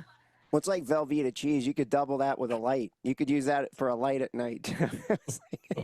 Well, the interesting thing is the original margarine actually had beef tallow. So this is a perfect example of of the slow creep. Yeah. Probably, yeah. Yep. Yeah. Wow. Yeah. Well, and even tallow now, you know, so there is this whole marketing shift where a lot of companies are starting to move over to tallow. But there's one major supplier. This is also the problem. So you have companies like Cisco that are basically a monopoly on the entire restaurant and supply chain of the food industry. And so you've got tallow, which Armour is one of the, I don't really know of any other mass suppliers of tallow. I know there are some, more smaller companies that are using tallow that is actually grass-fed, 100% and, clean tallow. And we're hopefully going to get into that. We're doing the skincare tallow, which next month we will really launch. It's been quite a road to get there, but we should have that next month. But what they're doing with Armour is they have all of these various chemicals like a PEG and these other preservatives. So it's not all, the whole point of tallow is supposed to be a cleaner fat source for you to, cook in. But when you add all of these other chemicals, that you're just adding the toxins, and toxins are stored in fat. So you're not actually getting a healthier product. You're just getting a different branding, different marketing. But this is, again, I think part of that slow creep, right? Because it's tallow. Yeah. So it's got this TBHQ, which is the carcinogenic, citric acid, which if it's truly from fruits, I doubt this one is. Some citric acid comes from mold. Malic acid and citric acid is like a fungus. Yeah, added to preserve freshness. And I don't know, I can't see the other ingredients on the screen, but yeah. So I think this is part of, they add synthetic things to things, but they give you, it's all done through marketing. I want to have a straw poll here for just a second. I'm looking at the YouTube live feed in another window, and I want to ask you please, just the four of you, how many people did you tell about this roundtable today? I'll confess, I had let's see, I distributed to almost 50,000 people today. Wow. Notice of this webinar. How many? What? Tell me what you guys did. Do you have any idea roughly how much exposure you might have had? Like, add up your mailing list, your Substack, your Twitter feed. Right? I know you all you have something. Yeah, I mean, I put it on my socials, so I did it that way. Okay. So, Twitter's like 8,200 and yeah. Okay. My guess is we probably, between all of us, we probably have 75,000 people that got tagged to listen to this video, right? Yep. How come we have 177 people watching right now? What's going on here? Is YouTube throttling us? Do you think? I mean, I'm asking the question to our audience as well. Yeah. Where are the viewers at this point? Right. I know I get no distribution at all on YouTube, but if I were streaming this live on X, that we would get more distribution, interestingly, but that is probably so. But nevertheless, what the YouTube is, of course, that's part of Google. And my gut is we're being censored to death at this point. This is really, really sad. It tells you that they don't want our story and our information getting out to the American people. Right.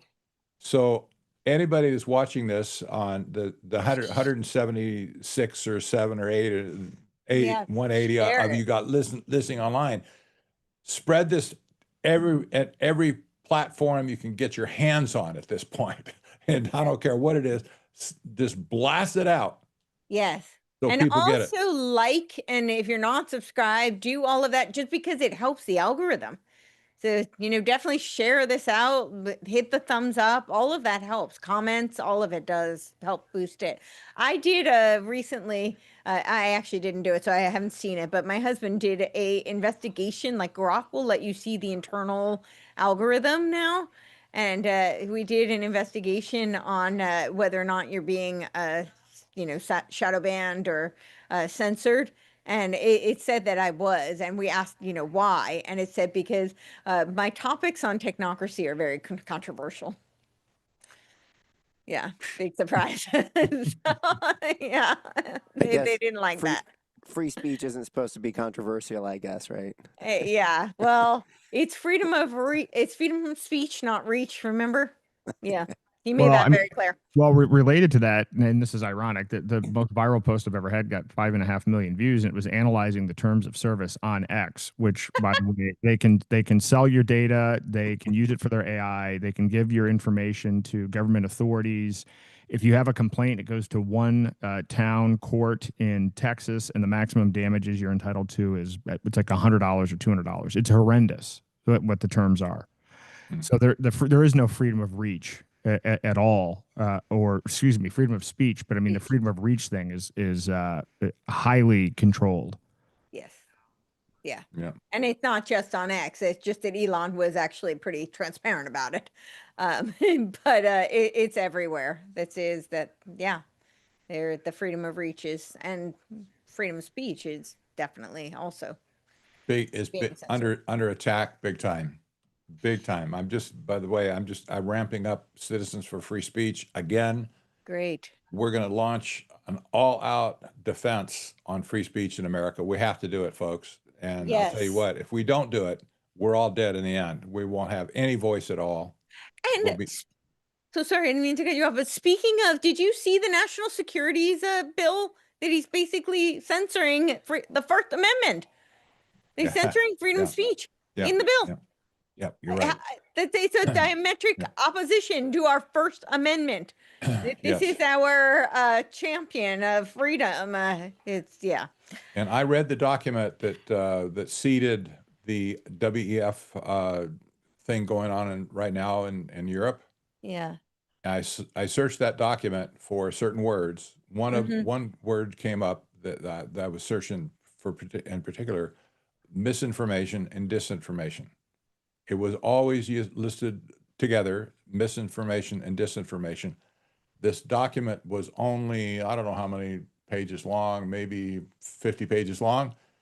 That word misinformation appeared 69 times. You think they're concerned about misinformation?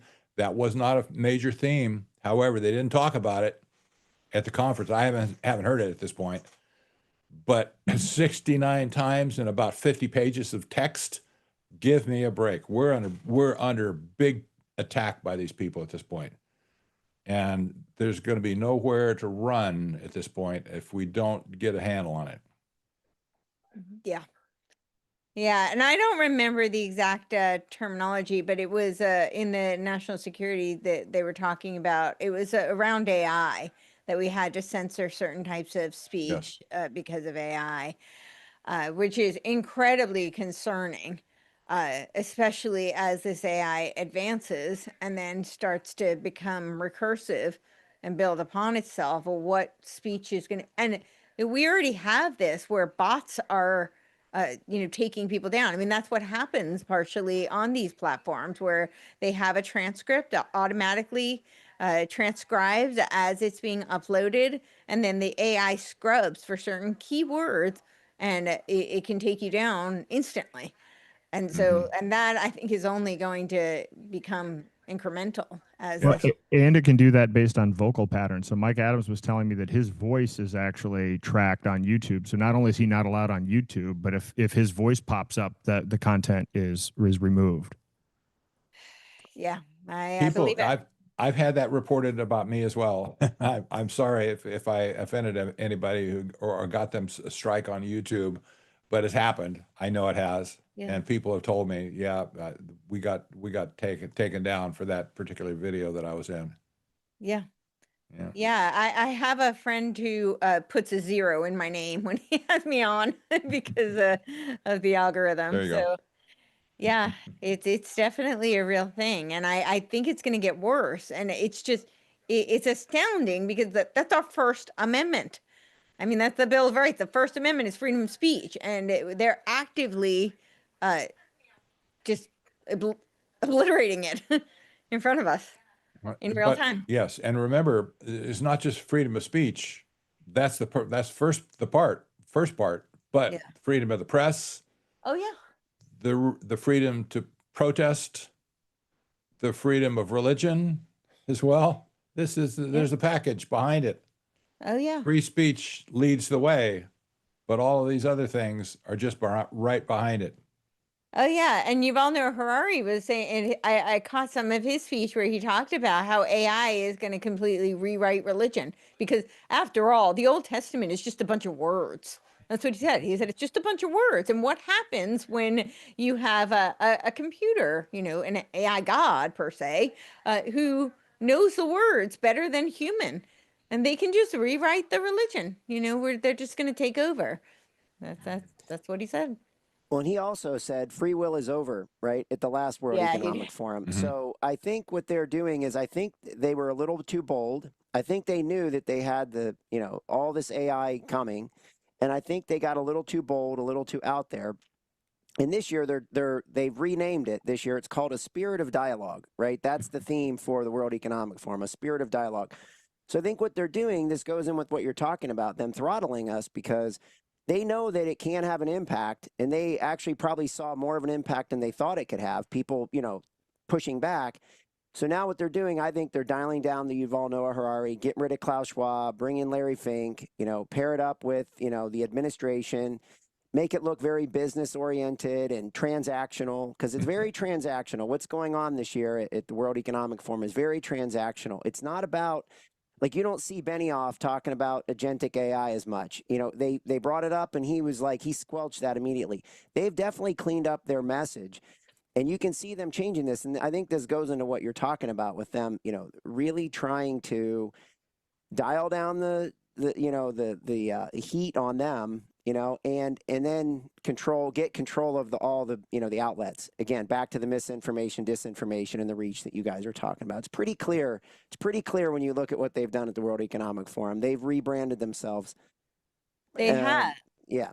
When they say, so what I got from Spirit of Dialogue, first of all, the dialogue is very interesting. Were you invited to be a part of this dialogue? I personally didn't get an invitation to this dialogue. Yeah, no, didn't think so.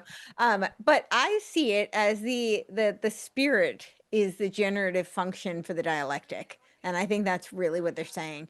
This is all about creating synthesis, right? So they have to shift the narratives in order to create the synthesis, the new narrative, the new Alhaven, if you will, that is steering us towards technological singularity. I mean, that's really how I saw it. And it seemed pretty clear when you look at that title. The Spirit of Dialogue brings record numbers, world leaders to Davos for World Economic Forum annual meeting. 2026. But yeah, it is, they very much have shifted it to transactional. They've shifted it to consensus, right? Everybody is in this together. Even Trump, who was supposed to be, ending globalism, he's now coming to help steer the ship. I mean, that's really what it looks like to me. But yeah. Well, they sure solved Greenland in a hurry, didn't they? Yeah.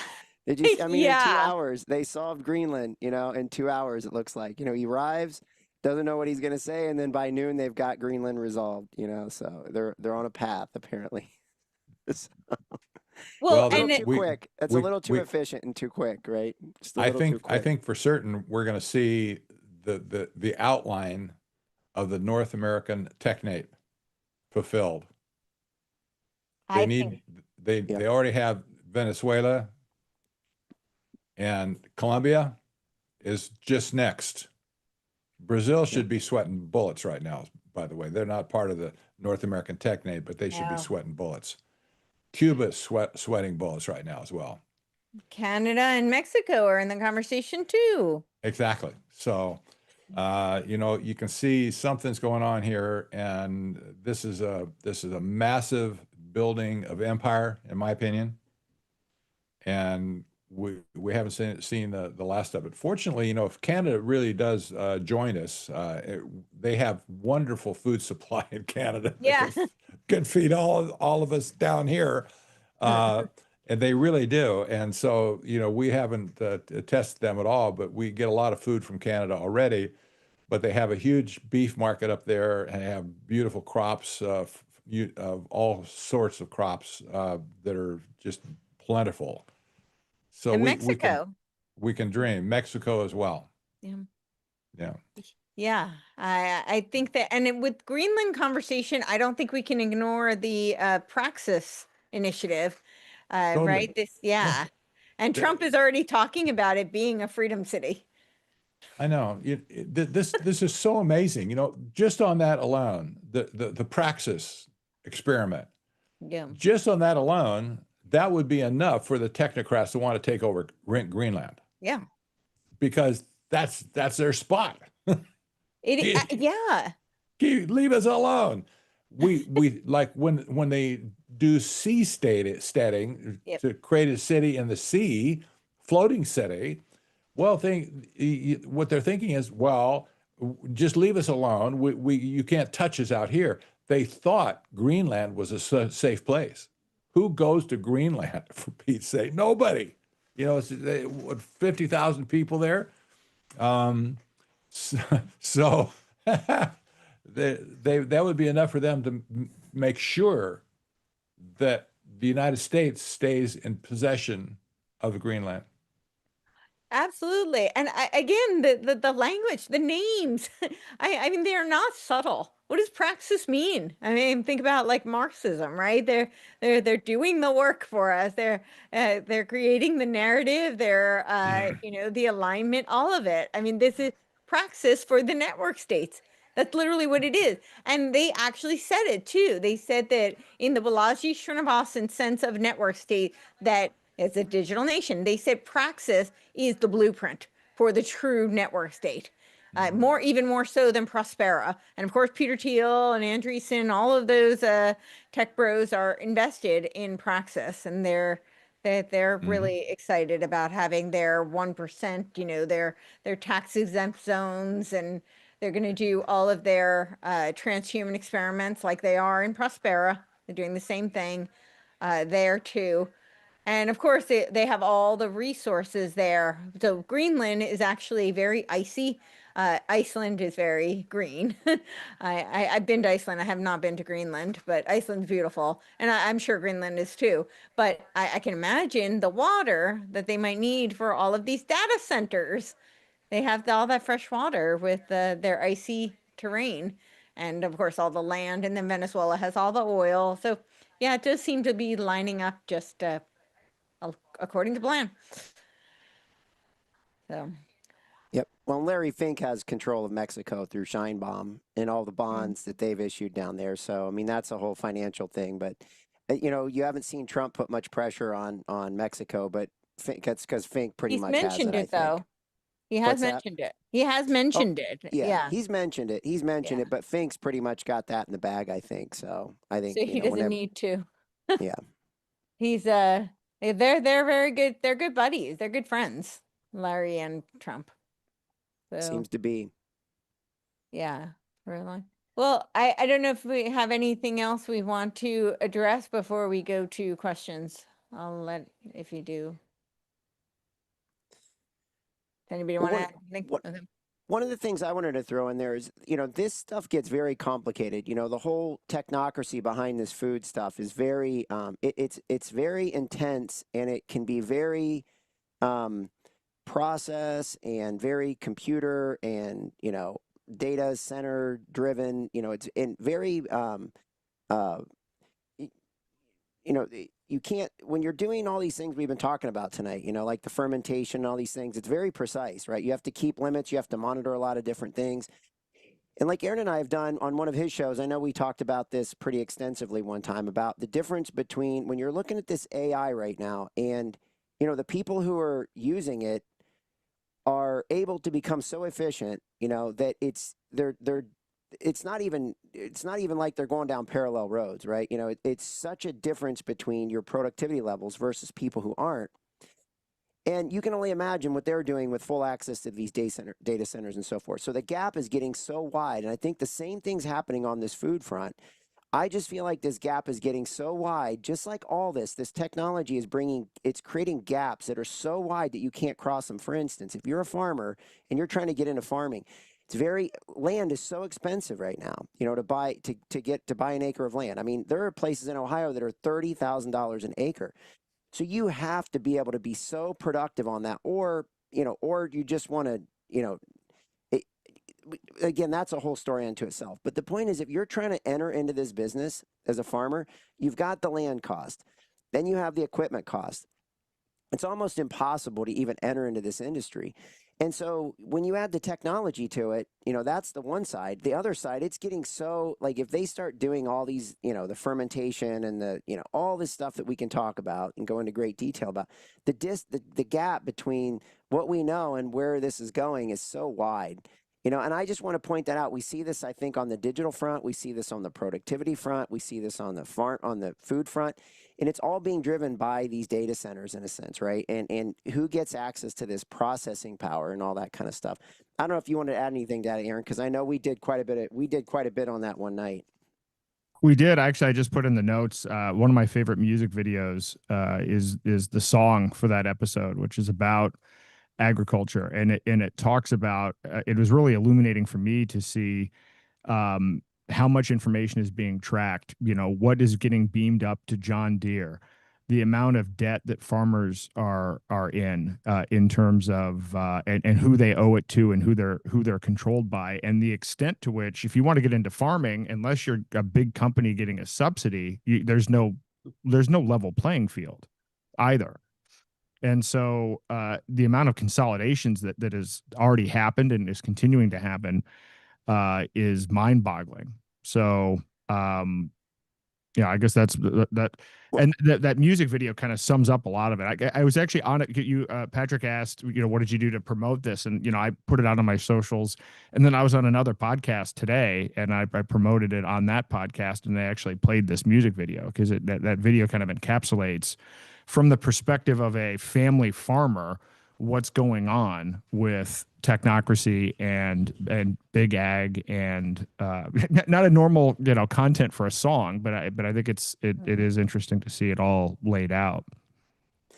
When you brought up consolidation's a key word there too, Aaron, and I think we just saw 2025 was, I think it was the best merger and acquisition year in 20 years, right? In 2025.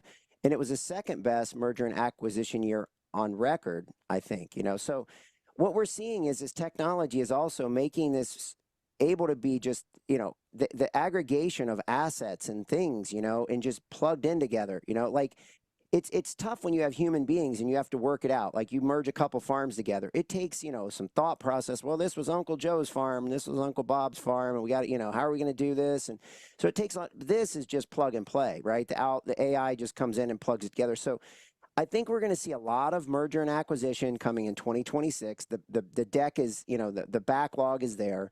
The money's there, right? The money, the technology, the synergies are all there. And we're going to see the same thing happen in this farming industry. And we already have it. I mean, we already have it with JBS and Cargill and, who are other ones? We've got,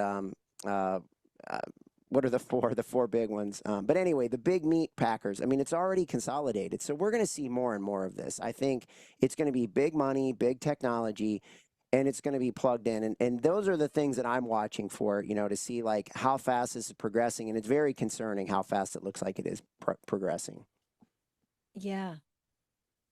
I think you're muted, Patrick. I just sent a link over in the chat, top 20 innovative synthetic biology companies in the U.S. It might just be interesting to show the people. You talked about a couple of them. Yep. But it might be instructive just to flash them on the screen for posterity and call them out. Yeah, for sure. You should see it in the chat. While we're getting that up, I'll just say that I do think there's also just something for people to be on the lookout for. I do think I can foresee kind of like a problem reaction solution with this push for regenerative farming and for quote unquote organic. And we saw it with the Green Revolution in Africa, right? Where they were encouraging a lot of this, is this it or no? Okay. Where they were pushing for a lot of this more regenerative and organic kind of farming under the banner of being quote unquote green, and it failed epically. People were starving and they couldn't scale. And and I think that's part of the narrative is going to be that we need to have this synthetic because otherwise people will starve. We can't mass produce. We can't feed enough people. It'll be too expensive. So I can see where they're going to, problem reaction solution in that regard. And I think for people to understand that it's manufactured. A lot of this is through the subsidies. A lot of this is because there is an agenda. It's not because it's actually difficult. These farmers are being shut down when they practice actual, regenerative and organic practices because they can't meet these various requirements, to achieve the net zero goals. So I just wanted to point that out because I can kind of see that going that direction. Yeah. All right, top 20 Here we go. innovative synthetic biology companies in the US. Yeah. All right. So we've got Ginkgo Bioworks. That's a big one. Yeah, headquartered in Boston, Massachusetts. So right there with Michael Dukakis and the Boston Global Forum that is partnering with the UN for the AI World Society, the Centennial Vision of the UN. So this was founded in 2008, so they've been there for a while. One of the most well-known in synthetic biology. They specialize in custom organism design and bioengineering. All right, so what else do we've got? We've got Mammoth Biosciences, founded in 2017 in Brisbane, California. And they're using CRISPR-based diagnostics and gene editing. Great. All right. And then we've got Tessera Therapeutics, and they're based in Cambridge, Massachusetts, 2018, and they're pioneering RNA-based gene writing. So unlike traditional gene editing technologies, gene writing enables precise DNA modifications without cutting, offering a safer and more targeted approach to genome engineering. Okay. Then we've got Asimov, and that's again Boston, Massachusetts. Boston. Yeah, 2017, and You get an idea here. What's going on? Yeah. To That Boston. is in Boston. And that, I mean, that is where Boston Global Forum is. So interesting. Sherlock Biosciences, 2019, Watertown, Massachusetts. Okay. Again, CRISPR-based molecular diagnostic. Interesting. So they're Sherlock Inspector. Okay. Pando Biosciences, founded in 2021 and based in San Francisco. All right, they integrate machine learning, so again, it's the AI into synthetic biology to accelerate enzyme discovery and optimization. Wow. Volta Labs, founded in 2018. This is right around the time when they were doing all that Moderna experimentation too. Cambridge, Massachusetts. Volta Lab developed a digital fluidics program that automates sample preparation for genomic and molecular biological applications. Okay. Synthago, founded in 2012, headquartered in Menlo Park, California, and they're the leader in genome engineering solutions. The company offers synthetic RNA, CRISPR reagents, and AI-driven bioinformatics tools, facilitating precise, scalable genome editing. Locus Biosciences, and this is based in Morrisville, North Carolina, founded in 2015, and they are at the forefront of CRISPR-based bacterial therapeutics. Okay, this is pretty concerning. Pivot Bio, founded in 2011, headquartered in Berkeley, California, and they're transforming agriculture through microbial nitrogen fixation. Geltor, founded in 2015, based in San Leandro, California, and they focus on animal-free protein. So yeah, the animal-free protein production for use in cosmetic. So this is something for people to know when they're in the grocery store. When they see animal-free, then you know this is what they're talking about. They're not talking about plant-based. They're talking about, this is why the labeling is how they get away with so much of this. Nobody can keep up with all of it. And then climate smart is another one of their labels to be aware of. Perfect Day, we went through that quite extensively, and that's in 2014, and they're also in Berkeley, California, and they're pioneering, again, animal-free dairy products, precision fermentation.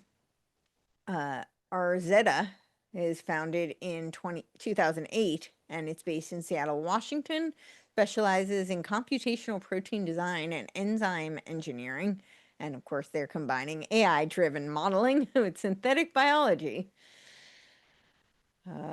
Caribou Biosciences, I feel like you've heard of them, in 2011, and based in Berkeley, California. Caribou Biosciences is a leader in CRISPR-based genome editing for therapeutics, precision gene editing platform advancing treatments for oncology, immune disorders, and applications in CAR T-cell therapies, regenerative medicine, and rare genetic disease treatments.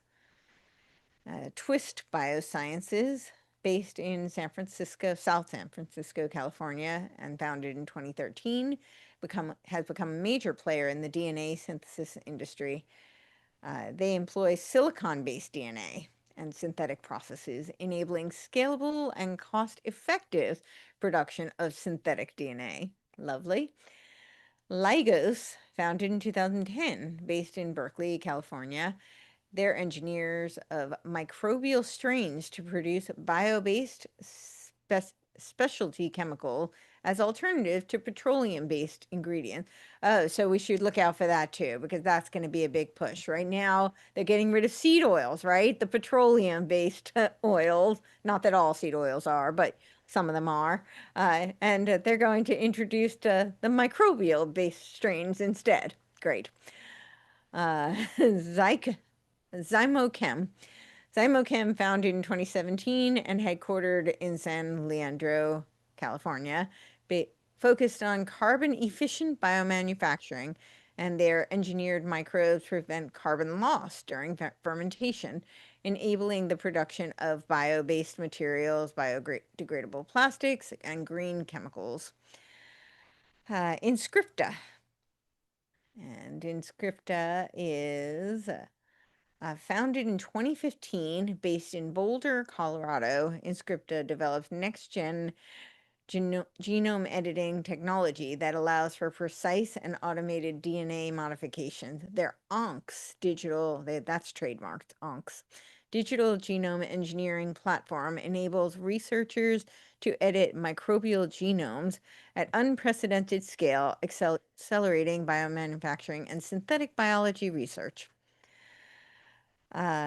Checker Sport, and that's founded in 2016. Checker Spot, founded in 2016, headquartered in Alameda, California, applies synthetic biology materials science, developing bio-based materials for sports equipment, textiles, and personal care products. Oh, goody. So we're going to have to look out for that. And definitely they're going to target women with makeup and skincare. That's great.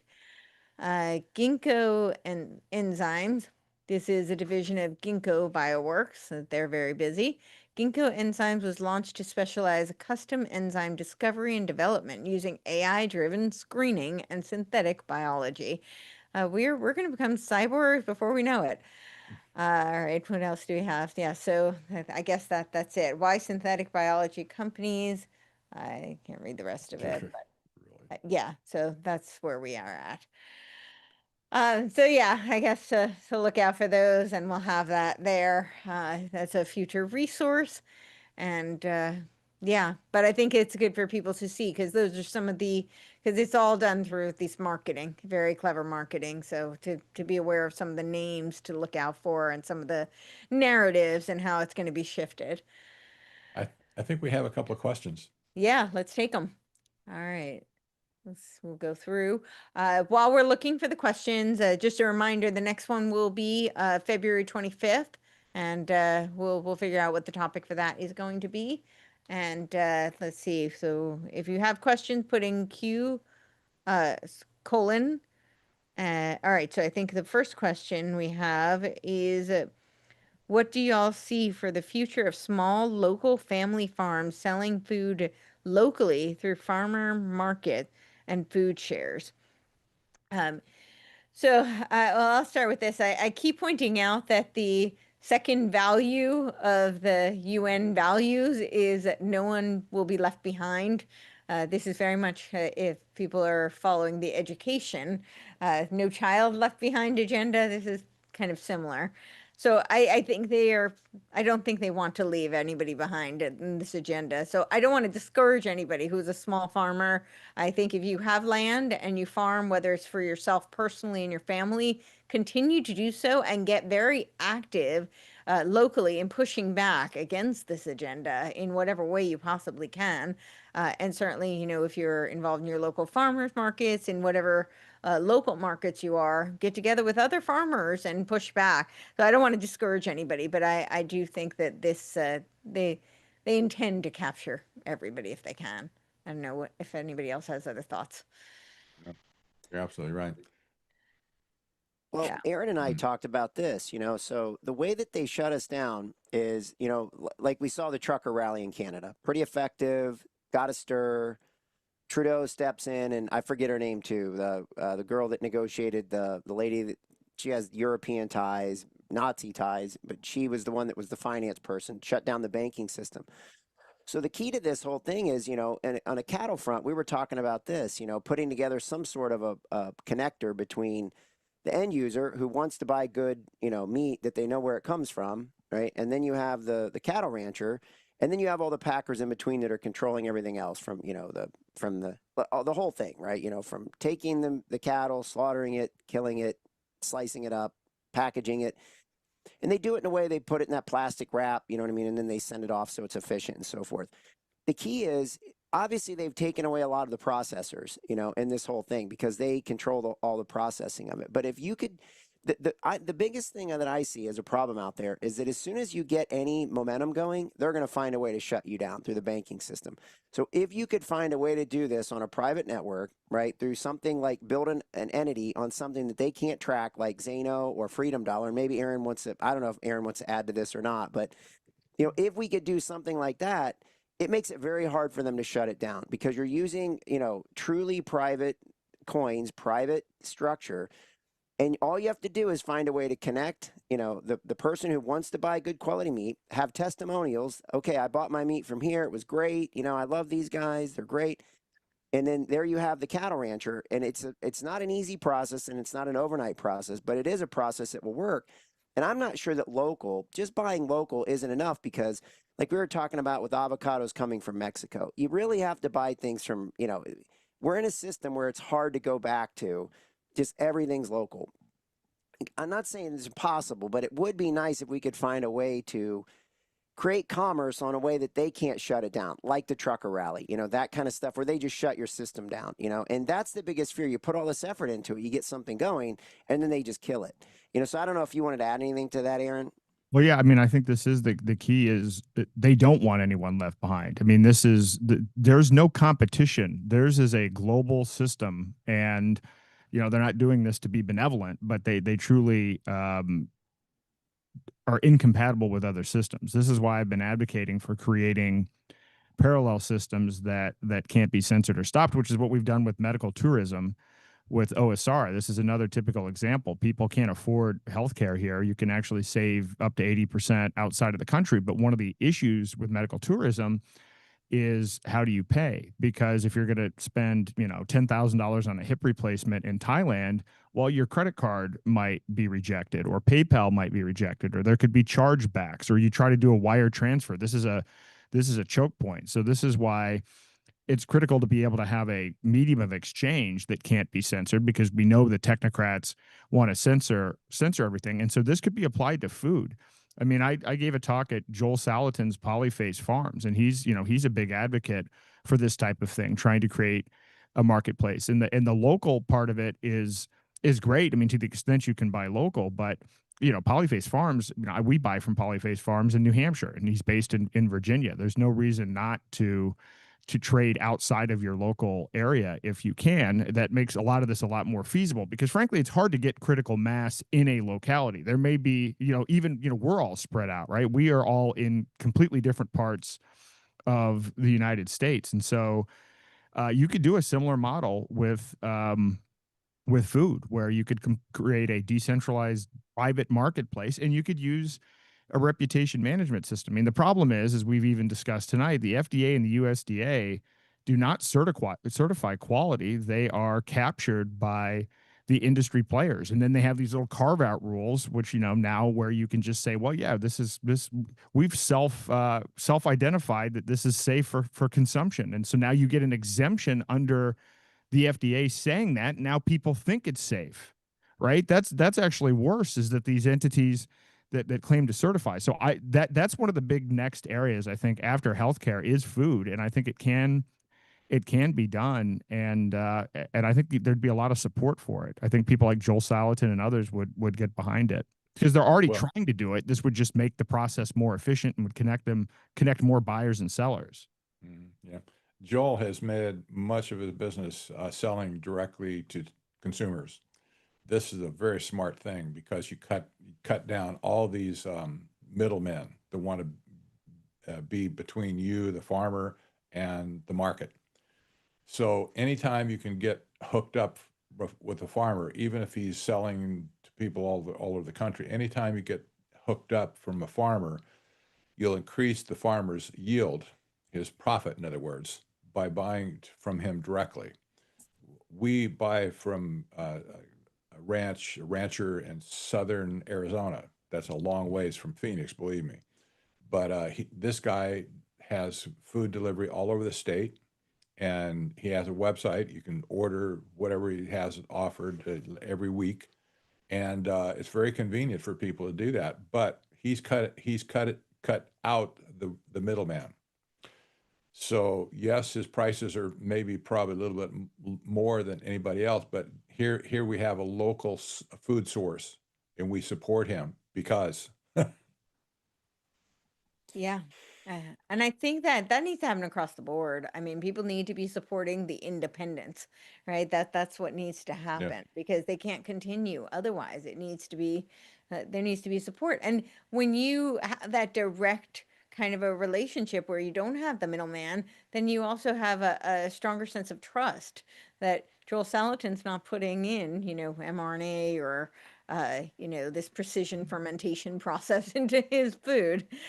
So you have that as well. You're building the relationship. And I understand what you're saying with local, that, obviously we want to be able to scale beyond the local, but I do think locally there's people should support their local farmers. And if there can be even barter systems down the road, I do encourage people. I know the dollar is a fiat system, but pay them in cash, where it's complete, a direct kind of untraceable kind of a transaction, or if it's a remote kind of situation in one of these kind of privacy types of coins. But I think anything we can do to be where it's not being traced and tracked, I think is a step in the right direction. So. When we know the model works, it's basically a revolution. I mean, it's essentially a revolution. It's just a modern day revolution. You can take the revolution and say, yeah, we're not doing that. We're not answering to, England. But ultimately, it's the same thing. We're not answering to the technocrats. You know what I mean? Essentially, it's a revolution. But the key is you have to be pretty savvy and sophisticated because they will shut it down if it gets any momentum. I mean, that's what we see with the social media, right? It's like, are things being censored? And it looks like probably they are. I do want to add something. So this came out just while we were on here. So the Senate Agriculture Committee just released their expansion on this Clarity Act. And so I ran it through my my Technocracy bill analyzer, and here's the bottom line. So again, keep in mind, because we're talking about agriculture, this came out of the Senate Agriculture Committee, right? This is the bill. It's 160 something pages, which I'll read fully tonight. It gives the CFTC exclusive jurisdiction over all spot digital commodity markets, and it creates 4 new registration categories. Every broker, dealer, exchange, and custodian must register. Your assets can only be held by government-approved custodians. It's worse. It's worse than the thing that they just came up with. Some people have some idea. I saw somebody trying to pitch the idea. Well, it's going to take longer. That means they're going to deliberate, and it'll be a better bill. I'm like, I've not. Have you ever witnessed a situation where more deliberation led to more benefits to the American people? I haven't. And this just from this quick thumbnail sketch here, this is bad. So I'll analyze this, and I'll give a report back later on what this means from an agriculture perspective. Did I not say it was going to come through regulation? It absolutely 100%. This is, wow. Yeah, there it is. I did want to address, because Craig, you were talking about the revolution. What the Revolutionary War? I mean, most people think that it was about the tea tax, right? The Boston Tea Party was essentially like a publicity stunt. I mean, they could have sustained the tax. That actually really wasn't the big deal. The big deal was that England, the king, no longer accepted the colonial notes. And so they didn't have independence right? Because that currency. So it goes right to this conversation about having autonomy over the currency. So where it isn't tracked and traced and controlled and manipulated and programmed. But that was what started the Revolutionary War, really, was because they wanted they wouldn't take the colonial notes. So yeah, we were put right back under the thumb of the king. All right, so the next question we have is that I've read that CRISPR is wildly exaggerated, and I have heard this too. So a lot of what they claim is that things can be modified, but actually what I've heard is they can delete rather than insert. But that doesn't mean that they're not doing all sorts of really crazy genetic engineering, especially. So the big difference in terms of CRISPR with humans, because I think that's really what this is addressing. I might be wrong. That I think those claims might be exaggerated. Not that doing gene deletion is a good thing either. I think any kind of tampering with genetics and, this is a complete violation of nature, of God, complete disrespect for humanity and for the natural order of things. That's my belief. But I think when we're talking about using CRISPR for something that is it's just a molecule, then they're creating it from scratch. So I think that I don't think that it's wildly overstated at that point. CRISPR actually can insert as well as delete. Can it? Okay. I've heard that it couldn't. Okay. It can. And at this point, it's being used for all kinds of modifications on genomes in general. That includes taking genes from another species and putting them into a sequence of another species.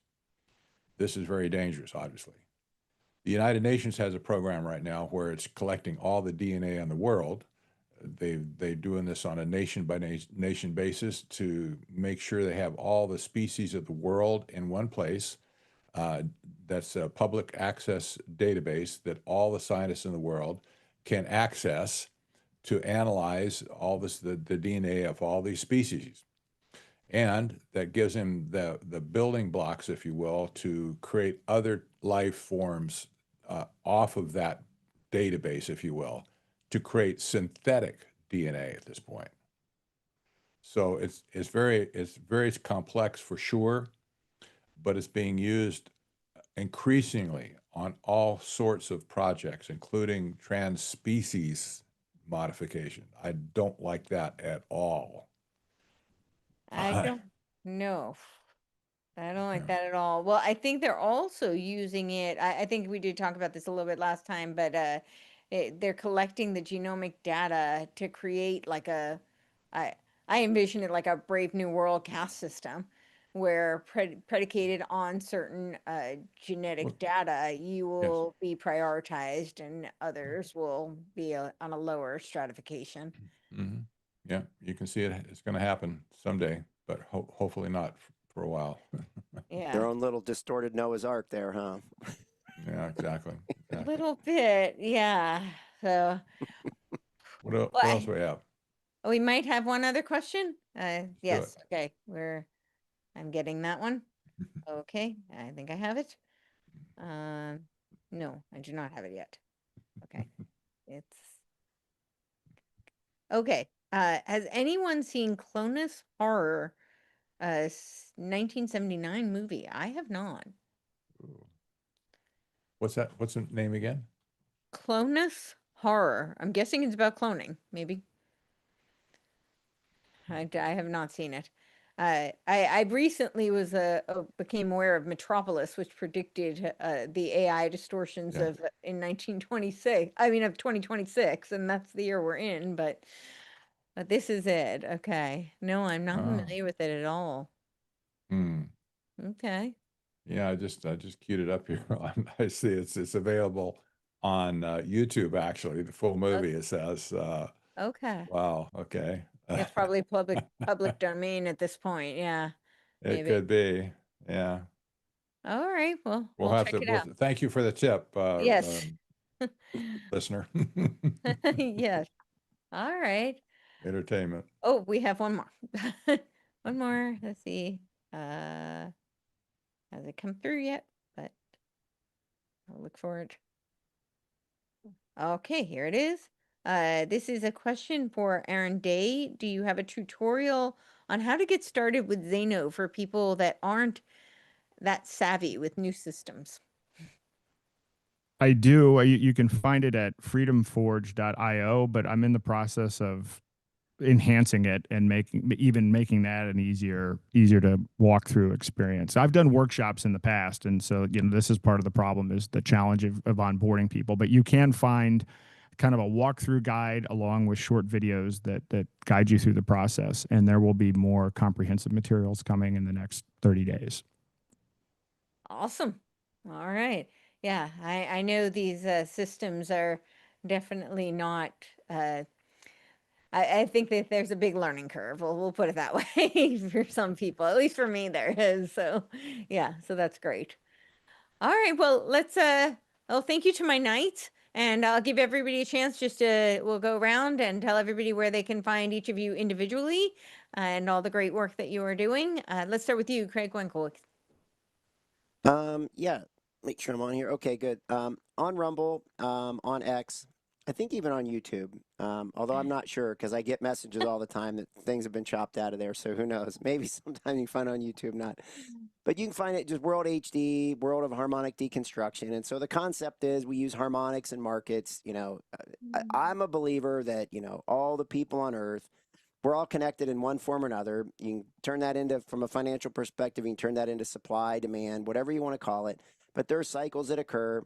And it's like plucking a string on an instrument that, as the waves go out, it's the same kind of a thing that happens. You throw a pebble in the water and you watch the waves ripple to the shoreline and come back, and you get the reverberation off the shoreline. Same kind of thing happened in markets, right? We get action, reaction, we get a lot of things. And the harmonics are pretty good at calling things in a lot of different ways. And so that's what we do, is try to dissect markets and try to get an understanding of what's going on. Instead of taking the narrative, right, and just accepting it for an investment idea, what we do is try to use the harmonics and say, this is what can likely happen. And then we listen to the news and try to put that with the harmonic structure and say, okay, try to find the truth before the narrative gets to us, right? And and that way when things are coming at us, we can throw things to the side and try to, find the real truth in it. So that's what we do. Awesome. Aaron? Great. You can find me at daylightfreedom.org and on X at Aaron R. Day. And again, I'm focused on trying to expose technocracy and help people build parallel solutions. But you will be seeing me write extensively, and I'll probably be up really late tonight reading this new bill, because as we've discussed here tonight, agriculture is the key. The food supply is the key to technocracy, and tokenization is the gateway to centralizing control of the food supply. And this bill that I'm going to be talking about tonight is it. This is how they control everything. This is how they control the money. This is how they control all of our assets and how they control food. So I encourage people, be on the lookout for this big monster article that I'm putting out, but take this seriously and learn about it, because it will profoundly impact your freedom. Absolutely. And Patrick? As we say, it's your stomach. it's your dinner plate. Technocracy.news, that's where you find me. And I don't have well, actually, our books are on Amazon as well. There's an audiobook for our new book, and the Kindle version is there. That paperback is there. And if you want to buy multiple books, get them definitely on technocracy.news. I have a discount schedule.